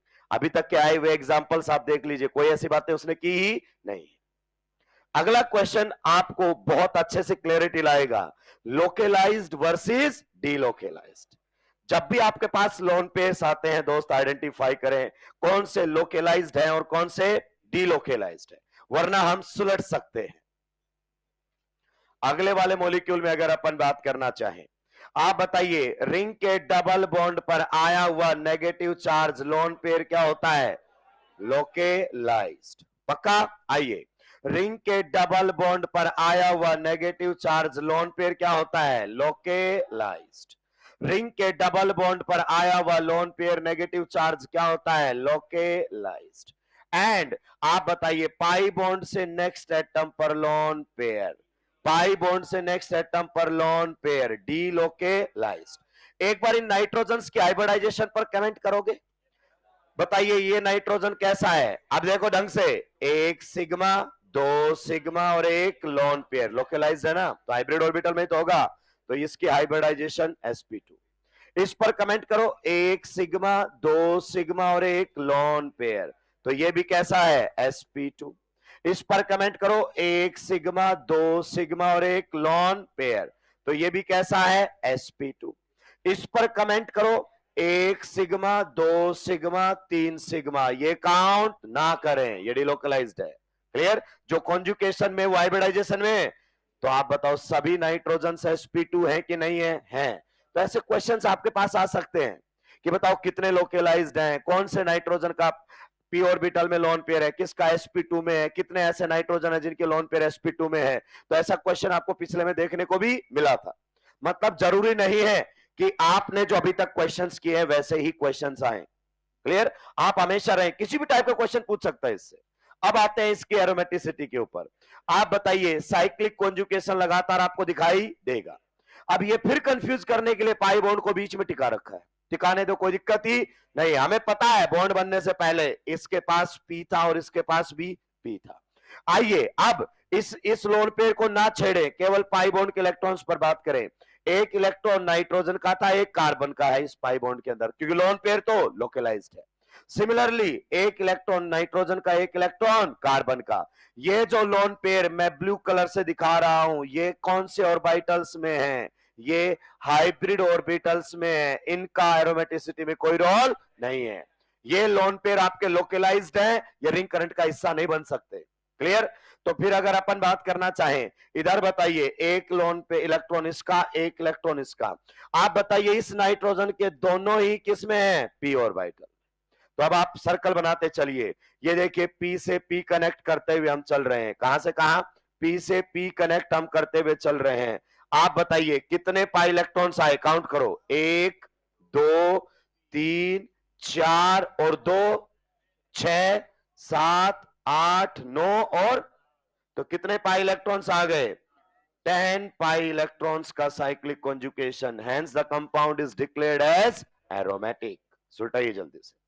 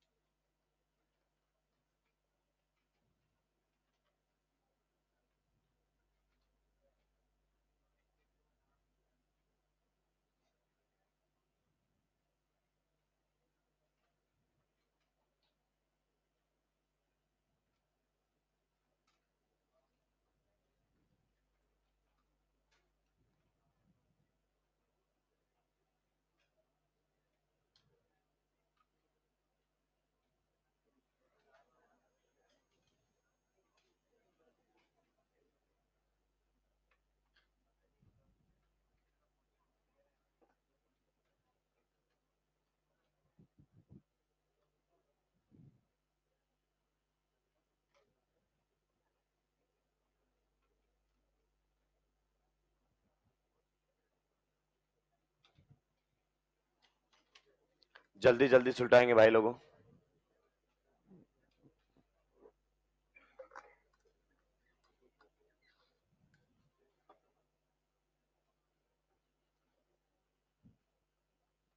अगला क्वेश्चन और भी शानदार है। आपका बुढ़ापा आ जाएगा लेकिन सारे पाई बॉन्ड पेरीफ्री पर नहीं आएंगे, ला ही नहीं सकते। अच्छा क्वेश्चन है, अच्छे लेवल पर इस पर बहुत बढ़िया क्वेश्चंस बनते हैं और उसको कुछ नया भी बताने की जरूरत नहीं है, क्योंकि एंथ्रासीन, फिनेंथ्रीन, इन सब का एरोमेटिक कैरेक्टर उसने खुद ने डिस्कस किया हुआ है। पॉलीन्यूक्लियर हाइड्रोकार्बन एरोमेटिक कंपाउंड्स के अंदर। अब आप देखो इसमें आपको कुछ मेहनत करने की जरूरत, पेरिफ्री पर चलिए। सबसे पहले आप मेरे कुछ सवालों के जवाब देंगे। इसमें अगर मैं आपसे पूछना चाहूं नंबर ऑफ पाई इलेक्ट्रॉन्स कितने हैं? Number of pi electrons. ए भाई आंखें खोलो, मैं पाई इलेक्ट्रॉन पूछ रहा हूं, तुझे वही बताना है जो तेरे को आता है। वो पूछ रहा है उससे कोई मतलब ही। 2 2 4 2 6 2 8 2 10 2 12 2 14 और 2 16। सोच ही नहीं रहा कि क्या पूछ रहा हूं। अब मैं आपसे पूछ रहा हूं पाई इलेक्ट्रॉन्स इन एरोमेटिसिटी, ये जवाब अलग है। आप बताइए इस प्रकार से यहां पर लिखो, यहां पर लिखो, यहां पर लिखो, यहां पर। आप बॉन्ड बनने से पहले की कहानी दोहराइए, बॉन्ड बनने से पहले की कहानी जो है दोहरा दीजिए इस प्रकार से। सर इसको भी लिख ले, कद्दू फर्क पड़ने वाला। आपको चलना है लार्जेस्ट पेरिफ्री पर। कहां चलना है? बड़ी से बड़ी पेरिफ्री पर। यहां से यहां, यहां से यहां, यहां से यहां, इस प्रकार से आप जाते जाएंगे एंड आपके सामने बन गया लार्जेस्ट सर्कल। अब देखो ये आपके आए ही नहीं। क्या ये डीलोकलाइज्ड है? हाँ, पर ये एरोमेटिसिटी में नहीं है। इस पाई बॉन्ड को हम बोलते हैं नॉन हक्कल पाई बॉन्ड। क्या बोलते हैं? नॉन हक्कल पाई बॉन्ड, क्योंकि ये आपका पाई बॉन्ड एरोमेटिसिटी में पार्टिसिपेट नहीं कर रहा, नॉन हक्कल पाई बॉन्ड है। तो आप बताइए यहां पर आपके सामने कितने पाई इलेक्ट्रॉन्स एरोमेटिसिटी के अंदर है? कितने? अगर अपन बात करना चाहें 14 पाई इलेक्ट्रॉन्स किसमें है? एरोमेटिसिटी में। Hence compound is aromatic. अब आपसे पूछ सकता है कि इन दिस कंपाउंड, जो कि आया था नीट में, जो पेपर दूसरा जो हुआ था कई सेंटर्स पर, उसमें ऐसा ही क्वेश्चन था कि for this compound the value of n is, for this compound the value of n is. शानदार क्वेश्चन था वो। आप बताइए कंपाउंड एरोमेटिक, एंटी एरोमेटिक या नॉन एरोमेटिक? एरोमेटिक। तो अगर मैं इसमें रखना चाहूं 4n प्लस 2 पाई की वैल्यू किसके बराबर है? 14 के बराबर है कि नहीं है? तो पूछ रहा है इसमें n की वैल्यू क्या है इन हक्कल्स रूल। तो आप बताइए, ये आपके सामने रहेगा 4n इज इक्वल टू कितना हो जाएगा? 14 माइनस 2। तो 4n इज इक्वल टू क्या रहेगा? 12 and n is equal to 3। और ऐसा क्वेश्चन मैं मास्टर प्रो 2.0 में पहले करवा चुका हूं। सेम क्वेश्चन पूछा था, पर दोस्त क्वेश्चन नया था। आप क्या करते हैं? एंड पुट कर करके चेक करते हैं, क्योंकि अगर किसी बच्चे ने इसको काउंट कर लिया तो साफ कर देगा उसको। तो बहुत सोच समझकर क्वेश्चन फ्रेमिंग थी, एकदम नया क्वेश्चन था एग्जामिनर का। तो इस टाइप के क्वेश्चंस भी पूछ सकते हैं। The given compound is aromatic according to Huckel's rule, then the value of n is, तो आपको एन की वैल्यू भी बतानी पड़ सकती है। सुलटा दिया है तो अपने आप में अच्छा क्वेश्चन बनता है। इसीलिए मैं कह रहा था कि हमेशा पाई बॉन्ड को पेरी फ्री पर लाने की कोशिश मत कीजिए, क्योंकि आपने दो दो कोड़ी के सवाल किए जिनमें आप पेरी फ्री पर लेकर आ जाते हो। बहुत सारे ऐसे क्वेश्चंस आएंगे जिनमें आपका बुढ़ापा आएगा, लेकिन पाई इलेक्ट्रॉन्स पेरी फ्री पर सारे आ ही नहीं पाएंगे। नेक्स्ट अगर अपन बात करें तो हमारे सामने चलते हैं कुछ क्वासी, अगर अपन बात करें एरोमेटिक कंपाउंड्स, क्वासी एरोमेटिक। हालांकि आपको इस पर जाने की जरूरत नहीं है, मतलब ये होते तो एरोमेटिक ही हैं, पर अपनी आयोनिक फॉर्म में होते हैं। किसमें होते हैं? आयोनिक फॉर्म के अंदर। तो क्वासी एरोमेटिक के सामने लिख दो। एरोमेटिक टॉपिक कंटिन्यू है अपना। Ionic aromatic compounds, quasi aromatic के सामने लिख दो ionic aromatic compounds, ionic aromatic compounds, ionic aromatic compounds. Clear? चलिए आइए, इसमें अगला एग्जाम्पल हमारे सामने रहेगा, एग्जाम्पल नंबर 36। ध्यान से सुनिए, ये हमारे सामने एक कंपाउंड दिया हुआ है। पता है इस कंपाउंड के बारे में अगर अपन बात करना चाहें तो कुछ बातें ऐसी थी इस कंपाउंड की जो कि इसके यूजुअल बिहेवियर से अलग दिखा रहा था। मतलब इसकी जो स्टेबिलिटी है ना, वो नॉर्मल मॉलिक्यूल से ज्यादा पाई गई, मतलब एक्सट्रीमली स्टेबल पाया गया। और आप जानते हैं ऐसे कंपाउंड्स तो एरोमेटिक होते हैं जो एक्सेप्शनली क्या होते हैं? स्टेबल। ऊपर से इसका डाइपोल मोमेंट भी जो आ रहा था वो डाइजेस्ट नहीं हो रहा था। नो डाउट इस मॉलिक्यूल का डाइपोल मोमेंट आपका नॉन जीरो ही रहेगा, बिकॉज देयर इज पोलैरिटी। क्या मैं सही कह रहा हूं? तो यहां से पता है कि डाइपोल मोमेंट नॉन जीरो आना चाहिए, पोलैरिटी है, लेकिन जितना आना चाहिए था उससे कहीं ज्यादा। मतलब ये मॉलिक्यूल अपनी आयोनिक फॉर्म में रहना पसंद कर रहा था, कुछ ऐसा लगा, तभी डाइपोल मोमेंट जस्टिफाई हो रहा था। ये मॉलिक्यूल किस में रहना पसंद कर रहा था? आयोनिक फॉर्म में। मतलब यहां पर नेगेटिव और यहां पर पॉजिटिव। और ये आयोनिक फॉर्म में क्यों रहना पसंद कर रहा था, शायद अब आपको पता चल भी जाएगा। अगर आप इसकी आयनिक फॉर्म को देखो, अगर मैं ऑक्सीजन को हटा भी दूं दोस्तों, तो आपको ये बिल्कुल इस तरीके का दिखाई देगा, जिसमें इस कार्बन पर कैसा चार्ज है? Positive. And there will be cyclic conjugation. जी हां, यहां पर साइक्लिक कॉन्जुगेशन है। कितने पाई इलेक्ट्रॉन्स का? ए भाई, ये जो आपका लोन पेयर है ऑक्सीजन पर, ये रिंग करंट में नहीं आएंगे। क्लियर? तो कितने पाई इलेक्ट्रॉन्स का? 2 पाई इलेक्ट्रॉन्स का। Hence compound is aromatic. तो इसका अब नॉर्मल बिहेवियर एरोमेटिसिटी की वजह से आ रहा था। हम डाइपोल मोमेंट ऐसा सोचकर बता रहे थे कि ये तो भाई एक्सपेक्टेड से ज्यादा है, पर डाइपोल मोमेंट तो इसकी वजह से आ रहा था। हालांकि डाइपोल मोमेंट बढ़ सकता है अभी तो। क्यों?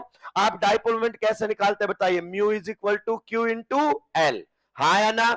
Q is the magnitude of charge, L is the charge separation।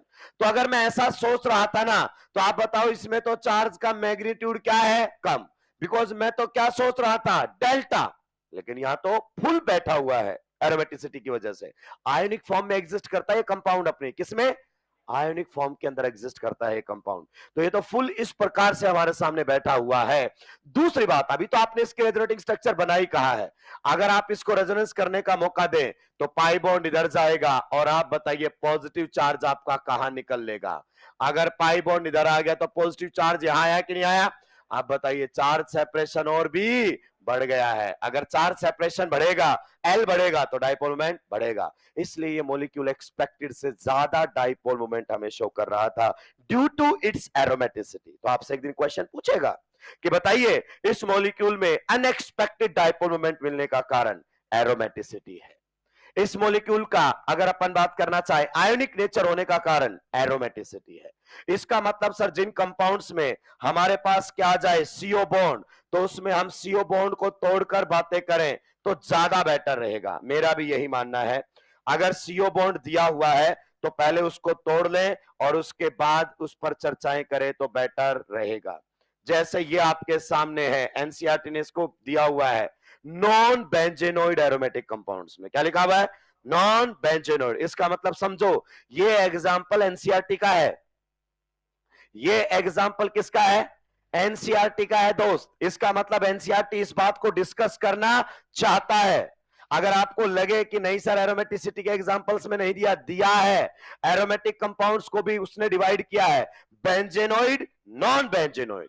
Benzenoid जिनमें बेंजीन आ जाता है, नॉन बेंजीनोइड जिनमें बेंजीन नहीं है फिर भी एरोमेटिक है। तो वहां एग्जांपल एनसीईआरटी ने टिकाया हुआ है। एनसीईआरटी हल की बुक नहीं है, तो जहां वो बात करेगा हमें करना ही पड़ेगा। तो जब भी आपके पास ये पोलर पाई बॉन्ड आ जाए ना, जैसे कार्बन ऑक्सीजन का ही आएगा, इसको ब्रेक करके थोड़ा चर्चा मिलाएंगे तो आपको बेटर क्लियरिटी यहां पर दिखाई देगी। जैसे ही आप इस पाई बॉन्ड को दोस्त ब्रेक करेंगे तो आप बताइए पोलर पाई बॉन्ड में मैंने रेजोनेंस सिखाया कि नहीं सिखाया? मैंने आपको रेजोनेंस के केस बताए हैं जो विदाउट कॉन्जुकेशन समझाया है कि अगर किसी मॉलिक्यूल में पोलर पाई बॉन्ड है तो आप इसको ऐसे माइनस और प्लस में, ये रेजोनेंस है, स्पेशल केस में बता रखा है। तो आप इसकी अगली रेजोनेटिंग स्ट्रक्चर बनाएं जिसमें ऑक्सीजन पर माइनस और कार्बन पर प्लस मिलेगा, and you will again find there is cyclic conjugation. कितने पाई इलेक्ट्रॉन्स का साइक्लिक डिलोकेलाइजेशन है? 6 पाई इलेक्ट्रॉन्स का cyclic delocalisation, hence the compound is declared as aromatic. देखिए डाइपोल मोमेंट इसका भी नॉन जीरो था, क्यों? इस बॉन्ड पोलैरिटी की वजह से। आगे बात समझे, ये कोई सरप्राइजिंग नहीं है हमारे लिए, लेकिन सरप्राइजिंग ये निकला कि जो मैग्नीट्यूड आया ना डाइपोल मोमेंट का, वो इतना ज्यादा नहीं हो सकता था इस बॉन्ड पोलैरिटी की वजह से, वो बहुत ज्यादा मिला।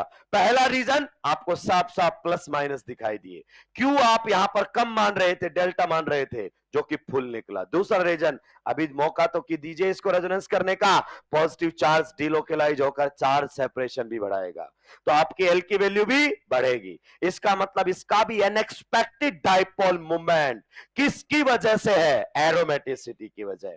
अच्छा, एग्जामिनर फिर बोलेगा अच्छा अगर आप ये सब जानते हैं तो क्यों ना हम कंपेयर कर ले। अगर आप ये सारी बातें जानते ही हैं, पढ़कर अगर आप आ ही गए हैं, तो क्यों ना हम एक बार कंपेयर कर लें। किसको? इनके डाइपोल मोमेंट को। क्या कहना है, किसका डाइपोल मोमेंट ज्यादा मिलेगा? अरे किसका डाइपोल मोमेंट ज्यादा मिलेगा, फर्स्ट का या सेकंड का? सेकंड का, क्योंकि इसमें ये मैक्सिमम चार्ज सेपरेशन है, और मैक्सिमम चार्ज सेपरेशन में कितना एटम बीच में आया है? एक। लेकिन दोस्त इसको मौका तो दीजिए रेजोनेंस करने का। Pi bond will move towards the positive and the positive charge will appear at the end. फिर से मौका दीजिए, pi bond will move towards the positive and the positive charge will appear at the end point. तो यहां पर charge separation आपको ज्यादा देखने को मिलेगा। इसका मतलब बताइए किसमें डाइपोल मूवमेंट आपका ज्यादा होना चाहिए? इसका डाइपोल मूवमेंट ज्यादा रहेगा। जल्दी से जल्दी नोट करेंगे फिर आगे बढ़ूंगा।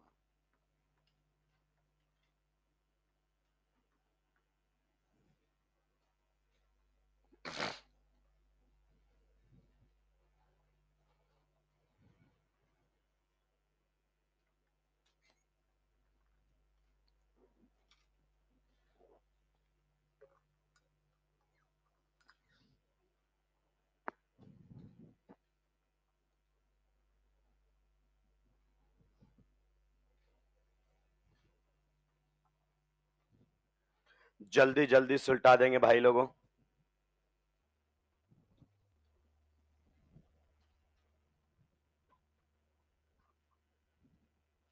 जल्दी मतलब जल्दी। एग्जाम्पल्स को आप याद बिल्कुल भी ना करें, एग्जाम्पल्स को याद करने की कोशिश ना करें। सुलट सकते हैं अगर आप ऐसा करेंगे तो, क्योंकि आप सोच कर आएंगे कि ये वाला पूछ रहा है, वो पूछ कुछ और रहा होगा। ऑर्गेनिक में जहां याद ना करना हो ना करे तो बेटर है, वरना फायदा कम नुकसान ज्यादा उठाना पड़ जाता है कई बार।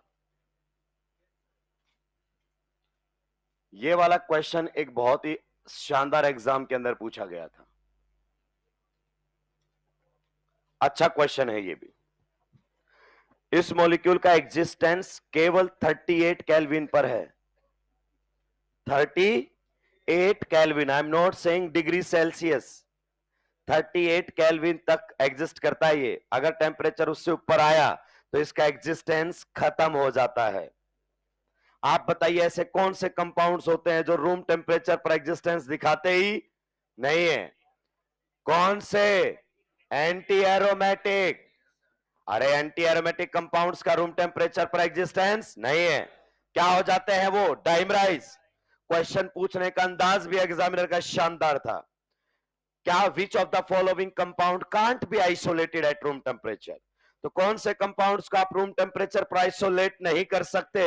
एंटी एरोमेटिक, क्योंकि वो डाइमराइज हो जाएंगे तब तक, वो कंपाउंड वो रहेगा ही नहीं। उनका एग्जिस्टेंस अगर है भी तो लो टेम्परेचर पर, मैंने बताया था लगभग -200 डिग्री के आसपास वो एग्जिस्ट करते हैं, उससे ऊपर उनका एग्जिस्टेंस नहीं होता है। अब आप सोचोगे इसमें ऐसा क्या हुआ होगा, तो इसमें भी तो दोस्त क्या है? Polar pi bond. और पोलर पाई बॉन्ड को तोड़कर ही अगर आप जवाब दे तो बेटर रहेगा। अगर मैंने इसको इधर तोड़ दिया तो बताइए इस पोलर पाई बॉन्ड के टूटने से बताइए रिंग में क्या आ गई है? एंटी एरोमेटिसिटी आ गई है कि नहीं आ गई है? तो इस कंपाउंड में एंटी एरोमेटिसिटी है, इसलिए इस कंपाउंड का रूम टेम्परेचर पर एग्जिस्टेंस नहीं है।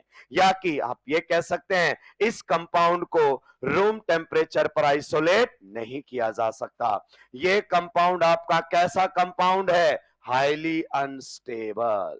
अरे यही नहीं, जितने भी आपके एंटी एरोमेटिक आए हैं वो सारे के सारे क्या होते हैं? Highly unstable, can't be isolated at room temperature. मतलब सर आपकी बात चमकी हमको, क्या चमकी? कि सीओ बॉन्ड दिया है ना तो तोड़ के ही बात करो, मतलब एंटी एरोमेटिक बन रहा है तो भी बात तोड़ के ही करना है। जी हाँ, सीओ बॉन्ड को पहले आप तोड़ें, ऑक्सीजन पर माइनस, कार्बन पर प्लस, और उसके बाद डिक्लेयर करें कि कंपाउंड आपका एरोमेटिक होगा, एंटी एरोमेटिक होगा या फिर नॉन एरोमेटिक होगा। डायरेक्ट आपका आंसर कभी भी नहीं आएगा। चलिए क्वेश्चन नंबर 39 की तरफ हम बढ़ते हैं।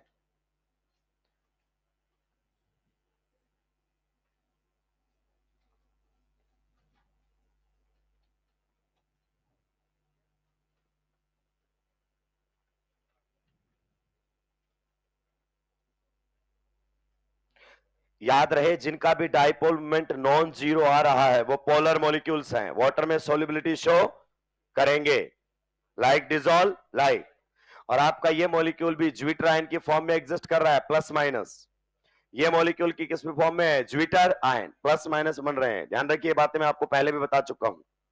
अगले मॉलिक्यूल के ऊपर अगर अपन बात करना चाहें, हालांकि थोड़ा सा लेवल हमने क्रॉस कर दिया है, लेकिन बात एनसीईआरटी की होती नहीं है, बात तो आपको इधर उधर के क्वेश्चंस की होती है। जब आपके पास इस तरीके के मॉलिक्यूल्स मिले, अगले मॉलिक्यूल पर आप पूरा फोकस करें, थोड़ा सा ध्यान दें, जिनमें इस तरीके से दो रिंग पाई बॉन्ड से जुड़ी हो। कैसे जुड़ी हो? दो रिंग्स आपकी पाई बॉन्ड से जुड़ी हो। तो इनके आंसर आपको इस पाई बॉन्ड को तोड़कर देने हैं। ए दोस्त, सिग्मा को नहीं तोड़ना है, पाई को तोड़ना है। यहां पर एक सिग्मा है और एक पाई, पाई को तोड़कर आंसर देने हैं। क्लियर? अगर इस पाई बॉन्ड को ऐसे तोड़ा जाए कि दोनों रिंग एरोमेटिक बन जाए, क्या बोला मैंने?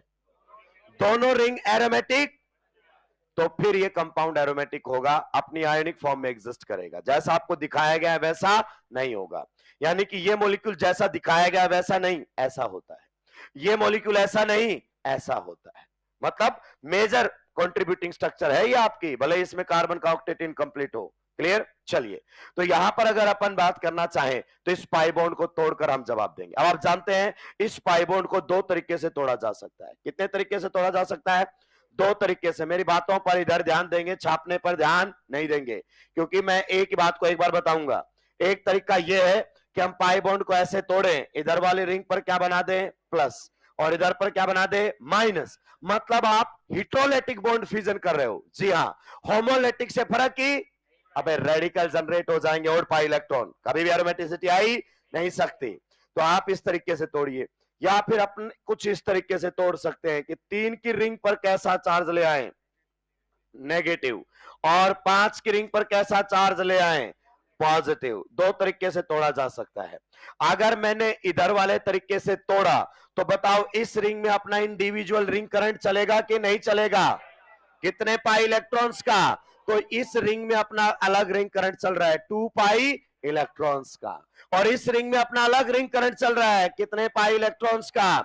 6 पाई इलेक्ट्रॉन्स का। Hence both the rings became aromatic. तो ये कंपाउंड आपका ऐसे ही एग्जिस्ट करता है। एक्चुअली ये इस फॉर्म में रहना पसंद करता है। अगर आपने ऐसा बना दिया 4 पाई, दोनों रिंग कैसी बन जाएंगी?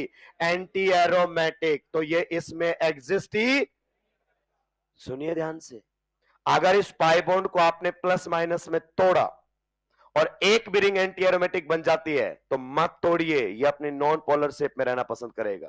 पोलर में जाना ही पसंद, ये पोलर में तभी जाएगा जब सभी रिंग एरोमेटिक बने, क्योंकि एक का फायदा और एक का नुकसान कोई बर्दाश्त नहीं करेगा। या दोनों एरोमेटिक है, दोनों का फायदा है, इसलिए बॉन्ड टूट गया है। दूसरी बात, हमेशा ये बॉन्ड नहीं तोड़ना है। लेकिन सर आपने तो ये तोड़ा ना, भले ही एंटी एरोमेटिक बन रहा था, वो पोलर था। वो कैसा था? दिमाग से पैदल, ये नॉन पोलर है।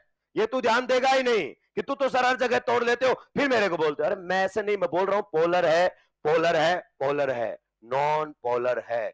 एरोमेटिसिटी गेन करें दोनों रिंग तभी तोड़, वरना मत तोड़ इसको। तो सर मैं क्या बोलूं इस कंपाउंड को? एरोमेटिक बोलूं या फिर मैं नॉन एरोमेटिक बोलूं? तो ये मॉलिक्यूल इस फॉर्म में रहता है, hence the compound is aromatic. Sir मुझे ऐसा देगा या मुझे ऐसा देगा? ऐसा देगा, इससे बड़ी आंसर ही नहीं लिख देगा सामने एरोमेटिक है। ऐसा देगा, हमें सोचना पड़ेगा कि कहीं रिंग में एरोमेटिसिटी तो नहीं आ रही है। अभी मेरी बातें खत्म नहीं हुई है। अगर मान लीजिए हमारे सामने अगला एग्जांपल आ जाता है 40 नंबर का। कौन सा नंबर का? जिसमें हमारे सामने कुछ इस प्रकार की बातें दी गई है। ध्यान से मेरी बातों को आप सुनते रहेंगे। आपको आइडिया है, आपने एरोमेटिसिटी पढ़ी है कि कौन सी रिंग पर कैसा चार्ज आना चाहिए। 5 की रिंग पर कैसा चार्ज आना चाहिए, आप बताओ। 5 की रिंग पर कैसा चार्ज आना चाहिए? नेगेटिव बोल रहे हैं, बिल्कुल सही। और 3 की रिंग पर, 3 की रिंग एरोमेटिक तब बनेगी जब प्लस आए। 5 की रिंग एरोमेटिक तब बनेगी जब माइनस आए। 7 की रिंग एरोमेटिक कब बनेगी? जब यहां पर पॉजिटिव आए।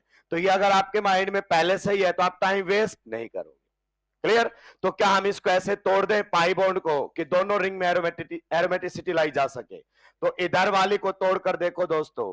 अगर इधर वाले को तोड़कर देखोगे तो यहां कैसा चार्ज डेवलप कर देता हूं? नेगेटिव। तो फिर उधर वाली रिंग पर कैसा डेवलप होगा? पॉजिटिव। और क्या ऐसा होने पर दोनों रिंग्स में एरोमेटिसिटी आ रही है? जी हां। इसमें अपना रिंग करंट चलेगा कितने पाई इलेक्ट्रॉन्स का? 6 पाई इलेक्ट्रॉन्स का। इसमें अपना रिंग करंट चलेगा कितने पाई इलेक्ट्रॉन्स का? 6 पाई इलेक्ट्रॉन्स का। Hence both the rings are aromatic. मतलब ये मॉलिक्यूल इसी रेजोनेटिंग फॉर्म में रहना पसंद करेगा और ये कंपाउंड रहेगा आपका एरोमेटिक। क्लियर? नेक्स्ट एग्जांपल, उसके बाद आप छापेंगे। Question number 41। मान लीजिए अगर अपन बात करें, हमारे सामने ये मॉलिक्यूल दे दिया गया है और हमसे पूछ रहा है कि बताइए ये एरोमेटिक, एंटी एरोमेटिक या नॉन एरोमेटिक? आप बताइए दोनों रिंग कितने की है? दोनों रिंग कितने की है? 5 की। तो इस बार तो सोचना ही, किधर भी प्लस माइनस लाओ कद्दू फर्क नहीं पड़ेगा। अपन कैसे भी तोड़े कोई फर्क पड़ने वाला नहीं है। मान लीजिए अगर मैंने पाई बॉन्ड को इस प्रकार से तोड़ा, बताइए कौन सी रिंग के बारे में सोचूं? कोई मत सोच सर दोनों रिंग तो एक जैसी तो है। 5 5 की, यहां पर मैं ले आया माइनस और यहां पर मैं ले आया प्लस। अब सोचिए ये रिंग तो कैसी बन गई, एरोमेटिक, और ये रिंग कैसी बन गई, एंटी एरोमेटिक। तो ये मॉलिक्यूल अपनी आयनिक फॉर्म में एग्जिस्ट ही नहीं एग्जिस्ट करता ये। तो सर मैं मॉलिक्यूल को क्या जवाब दूं, एरोमेटिक, एंटी एरोमेटिक या नॉन एरोमेटिक? तो यहां पर इसको जवाब दिया जाएगा नॉन एरोमेटिक। क्लियर? आपका ये मॉलिक्यूल आयनिक फॉर्म में एग्जिस्ट नहीं करता है। बताइए इसका डाइपोल मोमेंट क्या रहता है, जीरो, म्यू जीरो है इसका। बताइए इसका डाइपोल मोमेंट जीरो या non zero, mu non zero. क्यों? ये तो अपनी आयनिक फॉर्म में एग्जिस्ट करता है। बताइए इसका भी डाइपोल मोमेंट जीरो या non zero, non zero, because molecule exist in ionic form.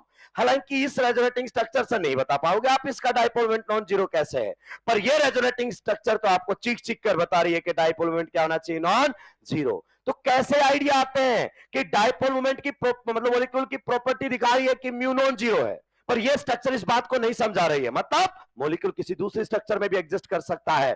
यहां से आइडियाज आते हैं, ऐसे नहीं चलते हैं। कुछ प्रॉपर्टी जो आपकी गिवन स्ट्रक्चर से नहीं समझाई जा रही, मतलब मॉलिक्यूल दूसरे स्ट्रक्चर में भी एग्जिस्ट कर रहा है, तभी हमें पता चल रहा है कि इसका म्यू नॉन जीरो आया, मतलब ये ऐसे तो नहीं हो सकता, ये ऐसे रहना पसंद करता है। तो जब भी दो रिंग्स के बीच में पाई बॉन्ड हो, उसको प्लस माइनस में तभी तोड़ेंगे जब दोनों रिंग एरोमेटिक बने। अगर एक रिंग बन जाए एरोमेटिक और एक बन जाए एंटी एरोमेटिक, तो वो मॉलिक्यूल आयनिक फॉर्म में एग्जिस्ट नहीं करेगा, वो ऐसा ही रहना पसंद करेगा, नॉन एरोमेटिक। क्या ये पॉइंट आपको समझ में आया? छापिए, आगे बढ़ूंगा।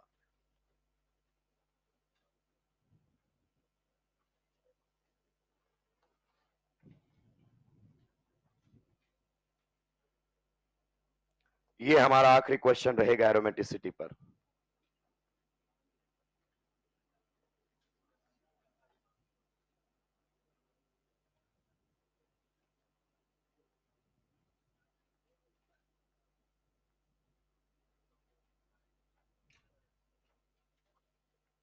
और ये भी अच्छा क्वेश्चन अगेन फ्रॉम एनसीईआरटी।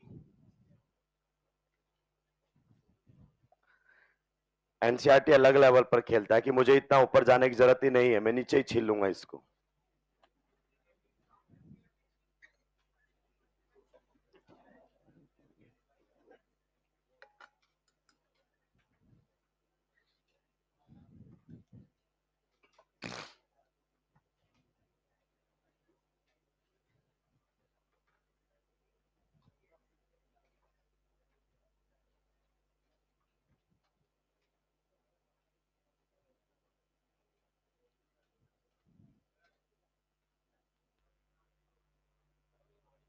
किसमें?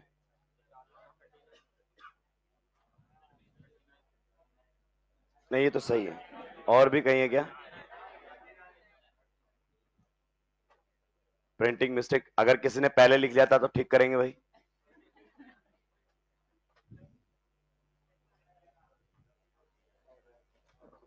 क्या इनके भी डायपोल मोमेंट का कंपैरिजन हमसे करवा सकता है?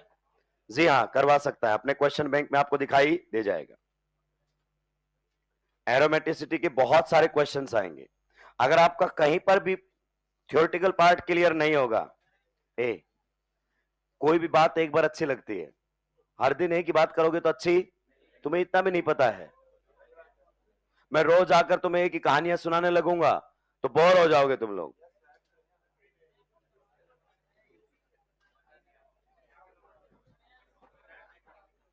आइए, मैं भूल गया मैं कहा था। नहीं तो आगे निकल गए थे हम, वहां तो तुम अटके हुए थे। क्या बोल रहा था? एनसीईआरटी। अच्छा, ये जो डायपोल मोमेंट की जो बातें मैं कर रहा था, मैं क्वेश्चन बैंक के थ्रू करूंगा। आपको एरोमेटिसिटी पर और भी क्वेश्चंस दिखाई देंगे, जो नोटबुक में है उसके अलावा, जो मॉड्यूल में है उसके अलावा, क्योंकि मॉड्यूल के बहुत सारे बच्चों को याद हो चुके हैं आंसर्स, देखते बता देते एरोमेटिक, देखते ही एंटी एरोमेटिक। तो कुछ नए क्वेश्चन चाहिए हमें, जिससे हमें क्लियरिटी आ सके कि समझ में आया है कि इनके तो आंसर याद है। क्योंकि अब आपको देना है पायरोल, तो पायरोल ही देगा, उसमें और कुछ तो कर नहीं सकता है। लेकिन उसके अलावा एग्जाम्पल आए तो हमें दिक्कत हो सकती है, तो आपको नए क्वेश्चंस भी मिलेंगे। अगर क्वेश्चन कहीं मिस्टेक हो रही है, गलत हो रहा है, इसका मतलब हम थ्योरी का पार्ट पर कहीं ना कहीं लैक कर रहे हैं। क्वेश्चन ही बताते हैं कि थ्योरी क्लियर नहीं हुई है। और जो बच्चे एक्स्ट्रा टॉपिक कर रहे हैं खुद से कि सर मुझे तो सिलेबस इस डेट तक एंड करना है अपने, हर हाल में बिल्कुल सही चल रहे हैं, उनको कोई दिक्कत नहीं है। वो फिर जो टॉपिक अभी कवर नहीं हो रहे हैं, जो बाद में कवर होने, उनको अपनी तरफ से कर रहे हैं, कहीं से भी वीडियो लेक्चर देखकर कर रहे हैं। उनको मैं बता दूं दोस्तों, अगर आपने केवल वीडियो लेक्चर देखा है उन टॉपिक्स का, तो आप 20% पार्ट कवर कर रहे हैं, 80% पार्ट उस टॉपिक का बचा हुआ है। तो कोई टॉपिक आप खुद से कर रहे हैं तो मॉड्यूल और ईएलपी जरूर लगाएं। जब तक आपने क्वेश्चंस नहीं लगाए ना, तो टॉपिक का कोई मतलब। आप सोचो हमने कल एरोमेटिसिटी खत्म कर दी थी थ्योरेटिकली, तो ये सारे क्या चल रहे हैं, क्वेश्चंस, और यही क्लैरिटी ला रहे हैं उन थ्योरी के अंदर। तो हमारे ऑलरेडी क्लास में बहुत सारे क्वेश्चंस होते हैं, तो नोटबुक वैसे तो मोर देन सफिशिएंट होता है, पर उसमें आपका दिमाग काम कम करता है, मेरा ज्यादा करता है। सुलटा दिया है। अगले क्वेश्चन पर आपको जवाब देना है। इस कंपाउंड को हम बोलते हैं बाइफिनाइल। क्या बोलते हैं, बाइफिनाइल हमारे सामने है। आप बताइए इसमें कितने पाई इलेक्ट्रॉन्स हैं। मैं 6 गर्दन तोड़ दूंगा। कितने पाई इलेक्ट्रॉन्स हैं, 12 पाई इलेक्ट्रॉन्स हैं। बताइए 12 पाई इलेक्ट्रॉन्स हैं। कंपाउंड एरोमेटिक, एंटी एरोमेटिक या नॉन एरोमेटिक। पहले वो हाथ उठाएंगे जिनका कहना है ये कंपाउंड एरोमेटिक है, हवा में हाथ होने चाहिए ऐसे। चलिए, फिर वो हाथ उठाएंगे जिनका कहना है नॉन एरोमेटिक है। चलिए, मैं ही अकेला हूं। फिर जो एंटी एरोमेटिक कहना चाहते हैं, ऐसे यूं हाथ करके, कुछ हाथ नहीं उठा रहे कि आपको नहीं पता हम सोले के ठाकुर हैं, हमारे पास हाथ है ही। कुछ बोलते हैं आप बताओ किधर उठाना है, सही गलत से क्या फर्क पड़ रहा है, 3 साल से आपके साथ हम, सही गलत अलग चल रहा है, हम आपके साथ चलेंगे। कितने लोगों का मानना है ये कंपाउंड एरोमेटिक है, yes this compound is aromatic. लेकिन जैसे ही मैंने बोला 12 पाई इलेक्ट्रॉन्स, तो माइंड में डाउट आया। और एग्जामिनर यही करता है, which statement is incorrect regarding the given molecule. पहला स्टेटमेंट फेंक देगा, this molecule has 12 delocalised pi electrons. सही है, 12 डिलोकेलाइज्ड हैं, पर दोस्त अलग अलग रिंग में चल रहा है मामला, आंखें नहीं खुलती तुम्हारी।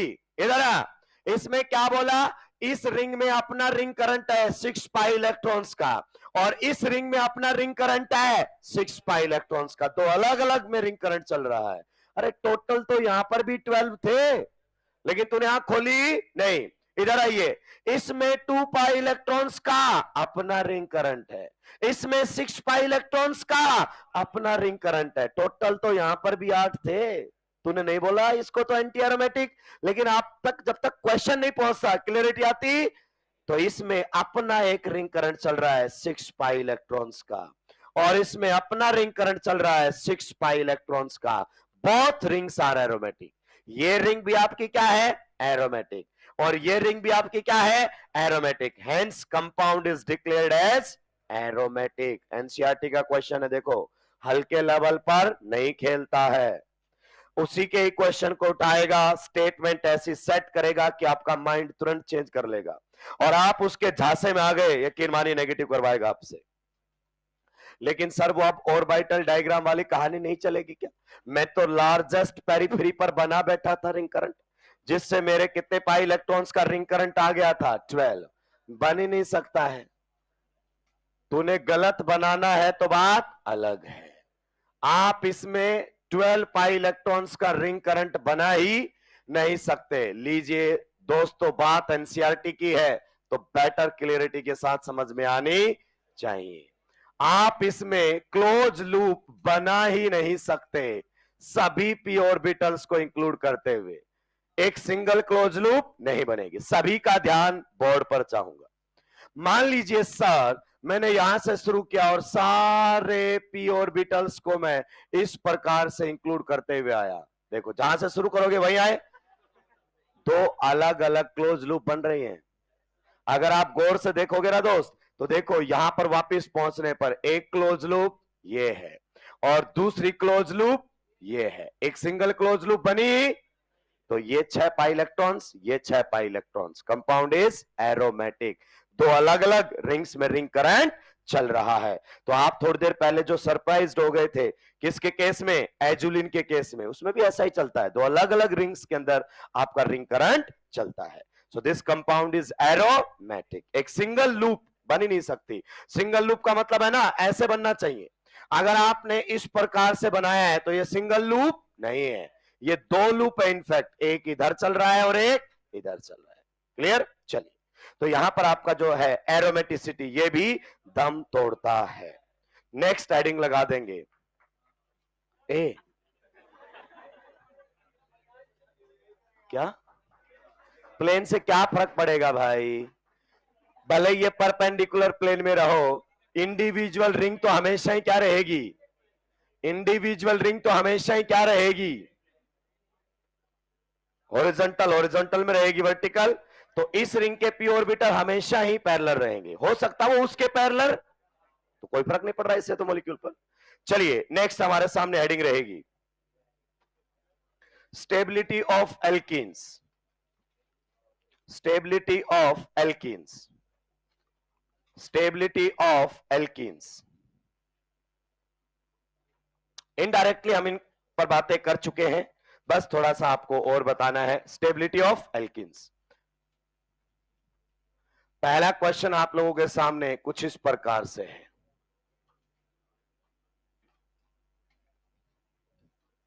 आपको बताना है विच एल्कीन इज मोर स्टेबल।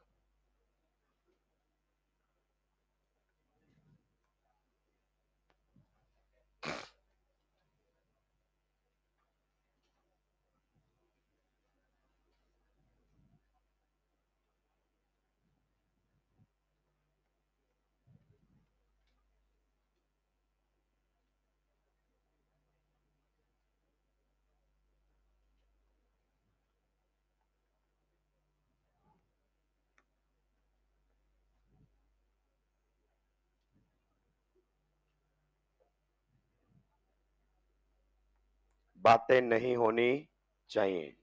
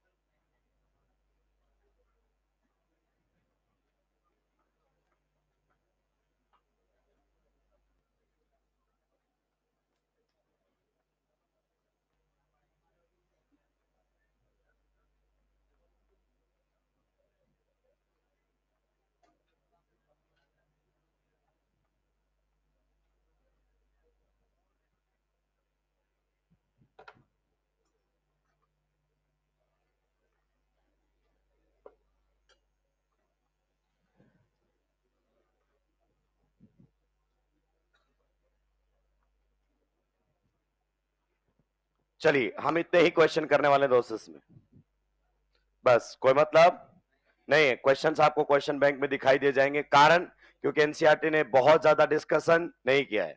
आप पूरी एनसीईआरटी पढ़ेंगे, कहीं पर भी हीट ऑफ हाइड्रोजनेशन पर इतना ज्यादा डिस्कशन, कहीं भी हीट ऑफ कंबसन पर डिस्कशन नहीं है। एरोमेटिसिटी एनसीईआरटी ढंग से डिस्कस करता है, मैंने पूरा ढंग से समझाया।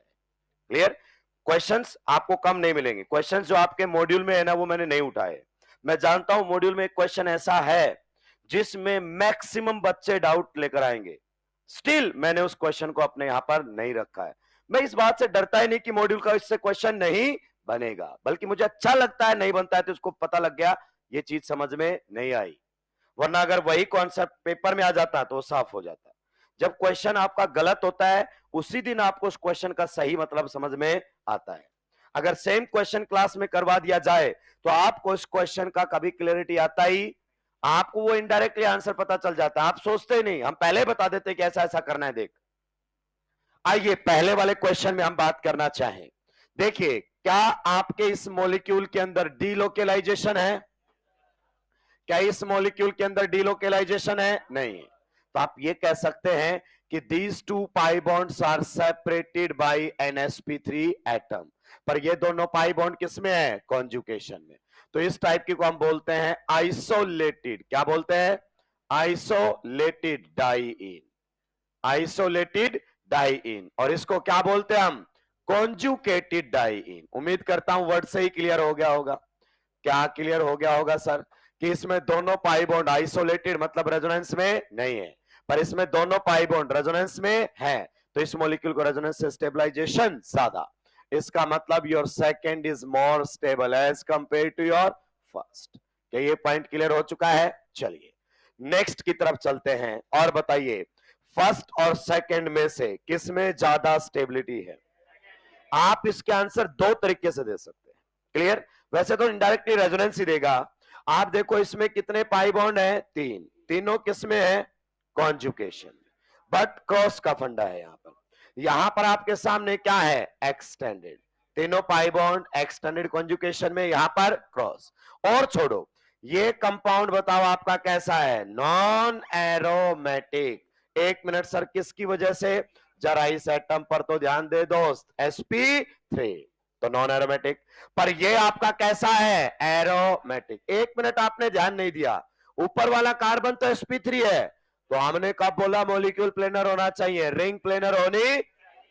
तो ये तो एरोमेटिक है, और अगर एरोमेटिक है तो रेजोनेंस ज्यादा स्टेबलाइजिंग होती है। क्लियर? इसका मतलब your second is more stable as compare to your first. क्या ये पॉइंट आपको क्लियर हुआ? चलिए can we move to the next question. बताइए अगले क्वेश्चन में आपका क्या जवाब रहेगा? आपका क्या जवाब रहेगा फर्स्ट और सेकंड में? फर्स्ट और सेकंड में कितने लोगों का मानना है कि फर्स्ट ज्यादा स्टेबल है एज कंपेयर टू सेकंड? अपने आंसर के साथ ऑनेस्टली आपको रहना पड़ेगा कि सर मेरा आंसर क्या हुआ, गलत हुआ, सीखने के लिए तो बैठा हूं यहां पर। कितने लोगों का मानना है second is more stable than first? चलिए, and the correct answer is second is more stable than first. तो जिनका ये आंसर आया है उनको घबराने की जरूरत नहीं है। उन्होंने अप्रोच तो सही ली, लेकिन उनका एक फंडा अभी तक क्लियर नहीं था जो अब होगा। लेकिन सर फिर इन वालों का कैसे फंडा ये क्लियर है? क्योंकि दूसरी तीसरी बार कर रहे हैं क्वेश्चन को। हाँ, मत डरा करो कि सर मेरा सोचने पर गलत कैसे आ गया और इनका कैसे सही आ सकता है, पर तो हम दोनों ही रहे हैं। तो बेटा पहली बार इन्होंने भी गलत दिया था, लेकिन अब ये 2-3 बार क्वेश्चन कर चुके तो इनको आंसर याद है। आप देखिए यहां पर आपका कॉन्जुकेशन है कि नहीं है? क्वेश्चन किस कॉन्सेप्ट पर है? बातें नहीं करेंगे भाई, अगर बात करोगे तो मैं अपनी बातें आपको क्लियर नहीं कर पाऊंगा। आप बताइए, अगर अपन बात करना चाहें तो इन दोनों मॉलिक्यूल अभी सेम है, दोनों में दो दो पाई इलेक्ट्रॉन्स का साइकिल कॉन्जुकेशन है। जी हाँ, मतलब दो दो पाई बॉन्ड का। अगर मैं इसमें क्या बना देता हूं? रिंग, तो पता है रिंग के बनने से स्टेबिलिटी इसकी क्या हो जाती है? कम हो जाती है, क्योंकि रिंग के होने से यहां पर आएगा साइक्लिक कॉन्जुकेशन और वो डेवलप करेगा एंटी एरोमेटिसिटी। बताया था कि नहीं बताया था? और एंटी एरोमेटिक कंपाउंड में साइक्लिक डिलोकेलाइजेशन डिस्टेबलाइजिंग पाया गया है। इसका मतलब इसकी स्टेबिलिटी ज्यादा है। और दोस्त बस यहां पर यही था, आपने ध्यान नहीं दिया। लेकिन सर दिया था ये sp3 ये sp3 ये sp3 ये sp3। सर ने बोला था रिंग का एक भी एटम sp3 आ जाए तो नॉन एरोमेटिक बोल देना। गलत बोला था। इधर वाली में रिंग करंट बन रहा है, उससे उसका कोई लेना देना ही नहीं है। तो इस रिंग की वजह से इस मॉलिक्यूल में डेवलप हो चुकी है एंटी एरोमेटिसिटी। अब तो क्लियर है सर, डिस्टेबलाइजिंग है फिर तो ये, इसीलिए आपका सेकंड ज्यादा स्टेबल है एज कंपेयर टू फर्स्ट। क्या ये पॉइंट क्लियर हुआ? तो अच्छा क्वेश्चन था, कुछ कॉन्सेप्ट हमें रिकॉल करवाया कि देखो जब आपको एरोमेटिसिटी पढ़ाई गई थी तो आपने इस बातों पर ध्यान नहीं दिया। चलिए अगले क्वेश्चन की तरफ चलते हैं दोस्तों। बताइए किसी में भी रेजोनेंस है? तो आप भूल गए हैं शायद, hyperconjugation is just resonance like phenomena, पर रेजोनेंस से बेटर स्टेबलाइजेशन आता है क्योंकि पाई पाई डिलोकलाइजेशन बेटर होता है as compare to sigma pi. तो अगर रेजोनेंस नहीं है तो हाइपर चेक करो। आप बताइए इसमें कितने CH बॉन्ड हाइपर कॉन्जुकेशन में है? कितने CH बॉन्ड्स हाइपर कॉन्जुकेशन में? ये अल्फा कार्बन है, जी हाँ। ये भी अगर अपन बात करना चाहें तो अल्फा कार्बन है, जी हाँ। तो यहां पर हमारे पास 5 CH बॉन्ड्स हैं which are involve in hyperconjugation. Clear? आइए इधर अगर अपन बात करें, इधर कितने हो गए? 3 3 6 और 3 9। तो यहां पर 9 CH बॉन्ड्स हैं which are involve in hyperconjugation. आप बताइए यहां पर कितना CH बॉन्ड है? There is only 1 CH bond which is involve in hyperconjugation. और जब हाइपर पढ़ा रहा था तो बताया था ना कि हाइपर भी डीलोकेलाइजेशन से एल्कीन को स्टेबलाइज करता है। More will be the number of CH bond in hyper conjugation, more will be the stability. तो बताइए सबसे ज्यादा स्टेबल, उसके बाद पक्का, जी हाँ। तो इसका स्टेबिलिटी आया है on the basis of hyper conjugation. क्या ये पॉइंट क्लियर हुआ? आइए अगले क्वेश्चन में दोस्तों गौर से देखना, किसी भी मॉलिक्यूल में आपको रेजोनेंस दिखाई दिया? क्योंकि स्टेबलाइजेशन में रेजोनेंस डोमिनेटिव इफेक्ट होता है, इसलिए मैं रेजोनेंस चेक कर रहा हूं। क्लियर? अब आप सोचिए अगर आप इसका एप्लीकेशन हाइपर में पढ़ लेते ना तो आप इस टाइप के क्वेश्चंस मिस कर जाते। हम आखिरी में पढ़ रहे हैं तो हम सब सोच सकते हैं जितना सोचा जा सकता है। क्लियर? तो हम पहले देखते हैं क्या इसमें रेजोनेंस से स्टेबलाइजेशन है? नहीं है। फिर हम हाइपर देखेंगे। बताइए how many CH bonds are in hyperconjugation? Then you will say 2 CH bonds are involved in hyperconjugation. How many CH bonds are involved in hyperconjugation? You will say 6 CH bonds are involved in hyperconjugation. In this case, how many CH bonds are involved in hyperconjugation? So in this case, you will say 6 CH bonds are involved in hyperconjugation. इसमें भी बताइए how many CH bonds are involved in hyperconjugation? Then again you will say 6 CH bonds are involved in hyperconjugation. अब hyper के basis पर पहले decision लीजिए। Hyper ने clear कर दिया है दोस्त कि 1 की स्टेबिलिटी सबसे कम। ध्यान दीजिए इस क्वेश्चन के ऊपर, 1 की स्टेबिलिटी सबसे कम होगी, हाइपर ने डिसाइड कर दिया है। पर हाइपर कहता है इसमें और इसमें डीलोकेलाइजेशन क्या है? सेम। 6 बॉन्ड का हाइपर कॉन्जुकेशन है। बट स्टिल अभी भी आप 2 में तो डिसीजन ले सकते हो। अगर आप थर्ड में और सेकंड में देखो तो ये एक दूसरे के ज्योमेट्रिकल आइसोमर्स है। इसमें डबल बॉन्ड की कॉन्फ़िगरेशन क्या है? सिस। और इसमें डबल बॉन्ड की कॉन्फ़िगरेशन क्या है? ट्रांस। भाई बात पर ध्यान देंगे, सिस ट्रांस आपको हाइपर कॉन्जुकेशन के बाद देखना है। क्लियर? जैसे इसमें भी अल्फा एच, इसमें भी अल्फा एच और इसमें भी अल्फा एच, क्या आ गए? सेम। पर हम अभी भी जानते हैं इन दोनों में तो हम डिसीजन ले सकते हैं, पर ये तो जीआई कर ही नहीं रहा है। आप बताइए क्या इसमें ज्योमेट्रिकल आइसोमेरिज्म है? नहीं है। इस साइड दोनों क्या आ गए? सेम। तो अब हम कैसे डिसीजन ले? तो आपके ज्योमेट्री के बेसिस पर आप कह सकते हो third is more stable then second, ये क्लियर है। तो यहां पर आपका जो थर्ड का स्टेबिलिटी रहेगा वो ज्यादा रहेगा comparative to your second on the basis of geometry. लेकिन सर हमें कैसे पता चलेगा कि फोर्थ इन दोनों से ज्यादा स्टेबल है या इन दोनों से कम? तो ये डेटा बताता है। आपके फोर्थ की स्टेबिलिटी आपके सेकंड और थर्ड से भी क्या होती है? ज्यादा। ये ध्यान रखना है। ये एक पर्टिकुलर एग्जांपल है जिसमें आपको ध्यान रखना ही पड़ेगा। तो ये आपकी आइसोब्यूटाइलिन होता है। क्या होता है? आइसोब्यूटाइलिन बोलते हैं इसको। इसमें आपको ध्यान रखना ही पड़ेगा। देखिए दोस्त मैं और भी आपको मनोहर कहानियां सुना सकता हूं यहां पर कि इसमें ऐसे बनेगा तो प्राइमरी कार्बोनाइन बनेगा हाइपर कॉन्जुकेशन में, इसमें सेकेंडरी बनेगा इसलिए प्राइमरी ज्यादा स्टेबल होता है। कुल मिलाकर आंसर तक पहुंच रहा हूं। मुझे जहां आंसर बताना होता है मुझे कोई शर्मिंदगी नहीं होती, सीधा बोलता हूं याद रख। तो इसका डेटा से आता है और डेटा आता है हीट ऑफ कंबसन से। Heat of combustion actual stability compare करता है। तो जब हमने इन सबको जलाया ना तो फिर स्टेबिलिटी आती है हीट ऑफ कंबसन से। क्लियर? तो आपको ध्यान रखना है आपके सिस ब्यूटुइन ट्रांस ब्यूटुइन से ज्यादा स्टेबल आपका आइसोब्यूटाइलिन होता है। उसके अलावा आपको सोचने की जरूरत नहीं। क्लियर? आज के लिए इतना ही, बाकी बात करेंगे हम अगली क्लास में। आप सभी का बहुत बहुत धन्यवाद। क्लियर? चलिए जियोसिक पर हम हाथ तभी लगाएंगे जब हम कंप्लीट कर लेंगे, भले हमारे क्वेश्चंस ना बने, कोई फर्क पड़ने वाला, हमें हमारी कमियां पता लगेंगी।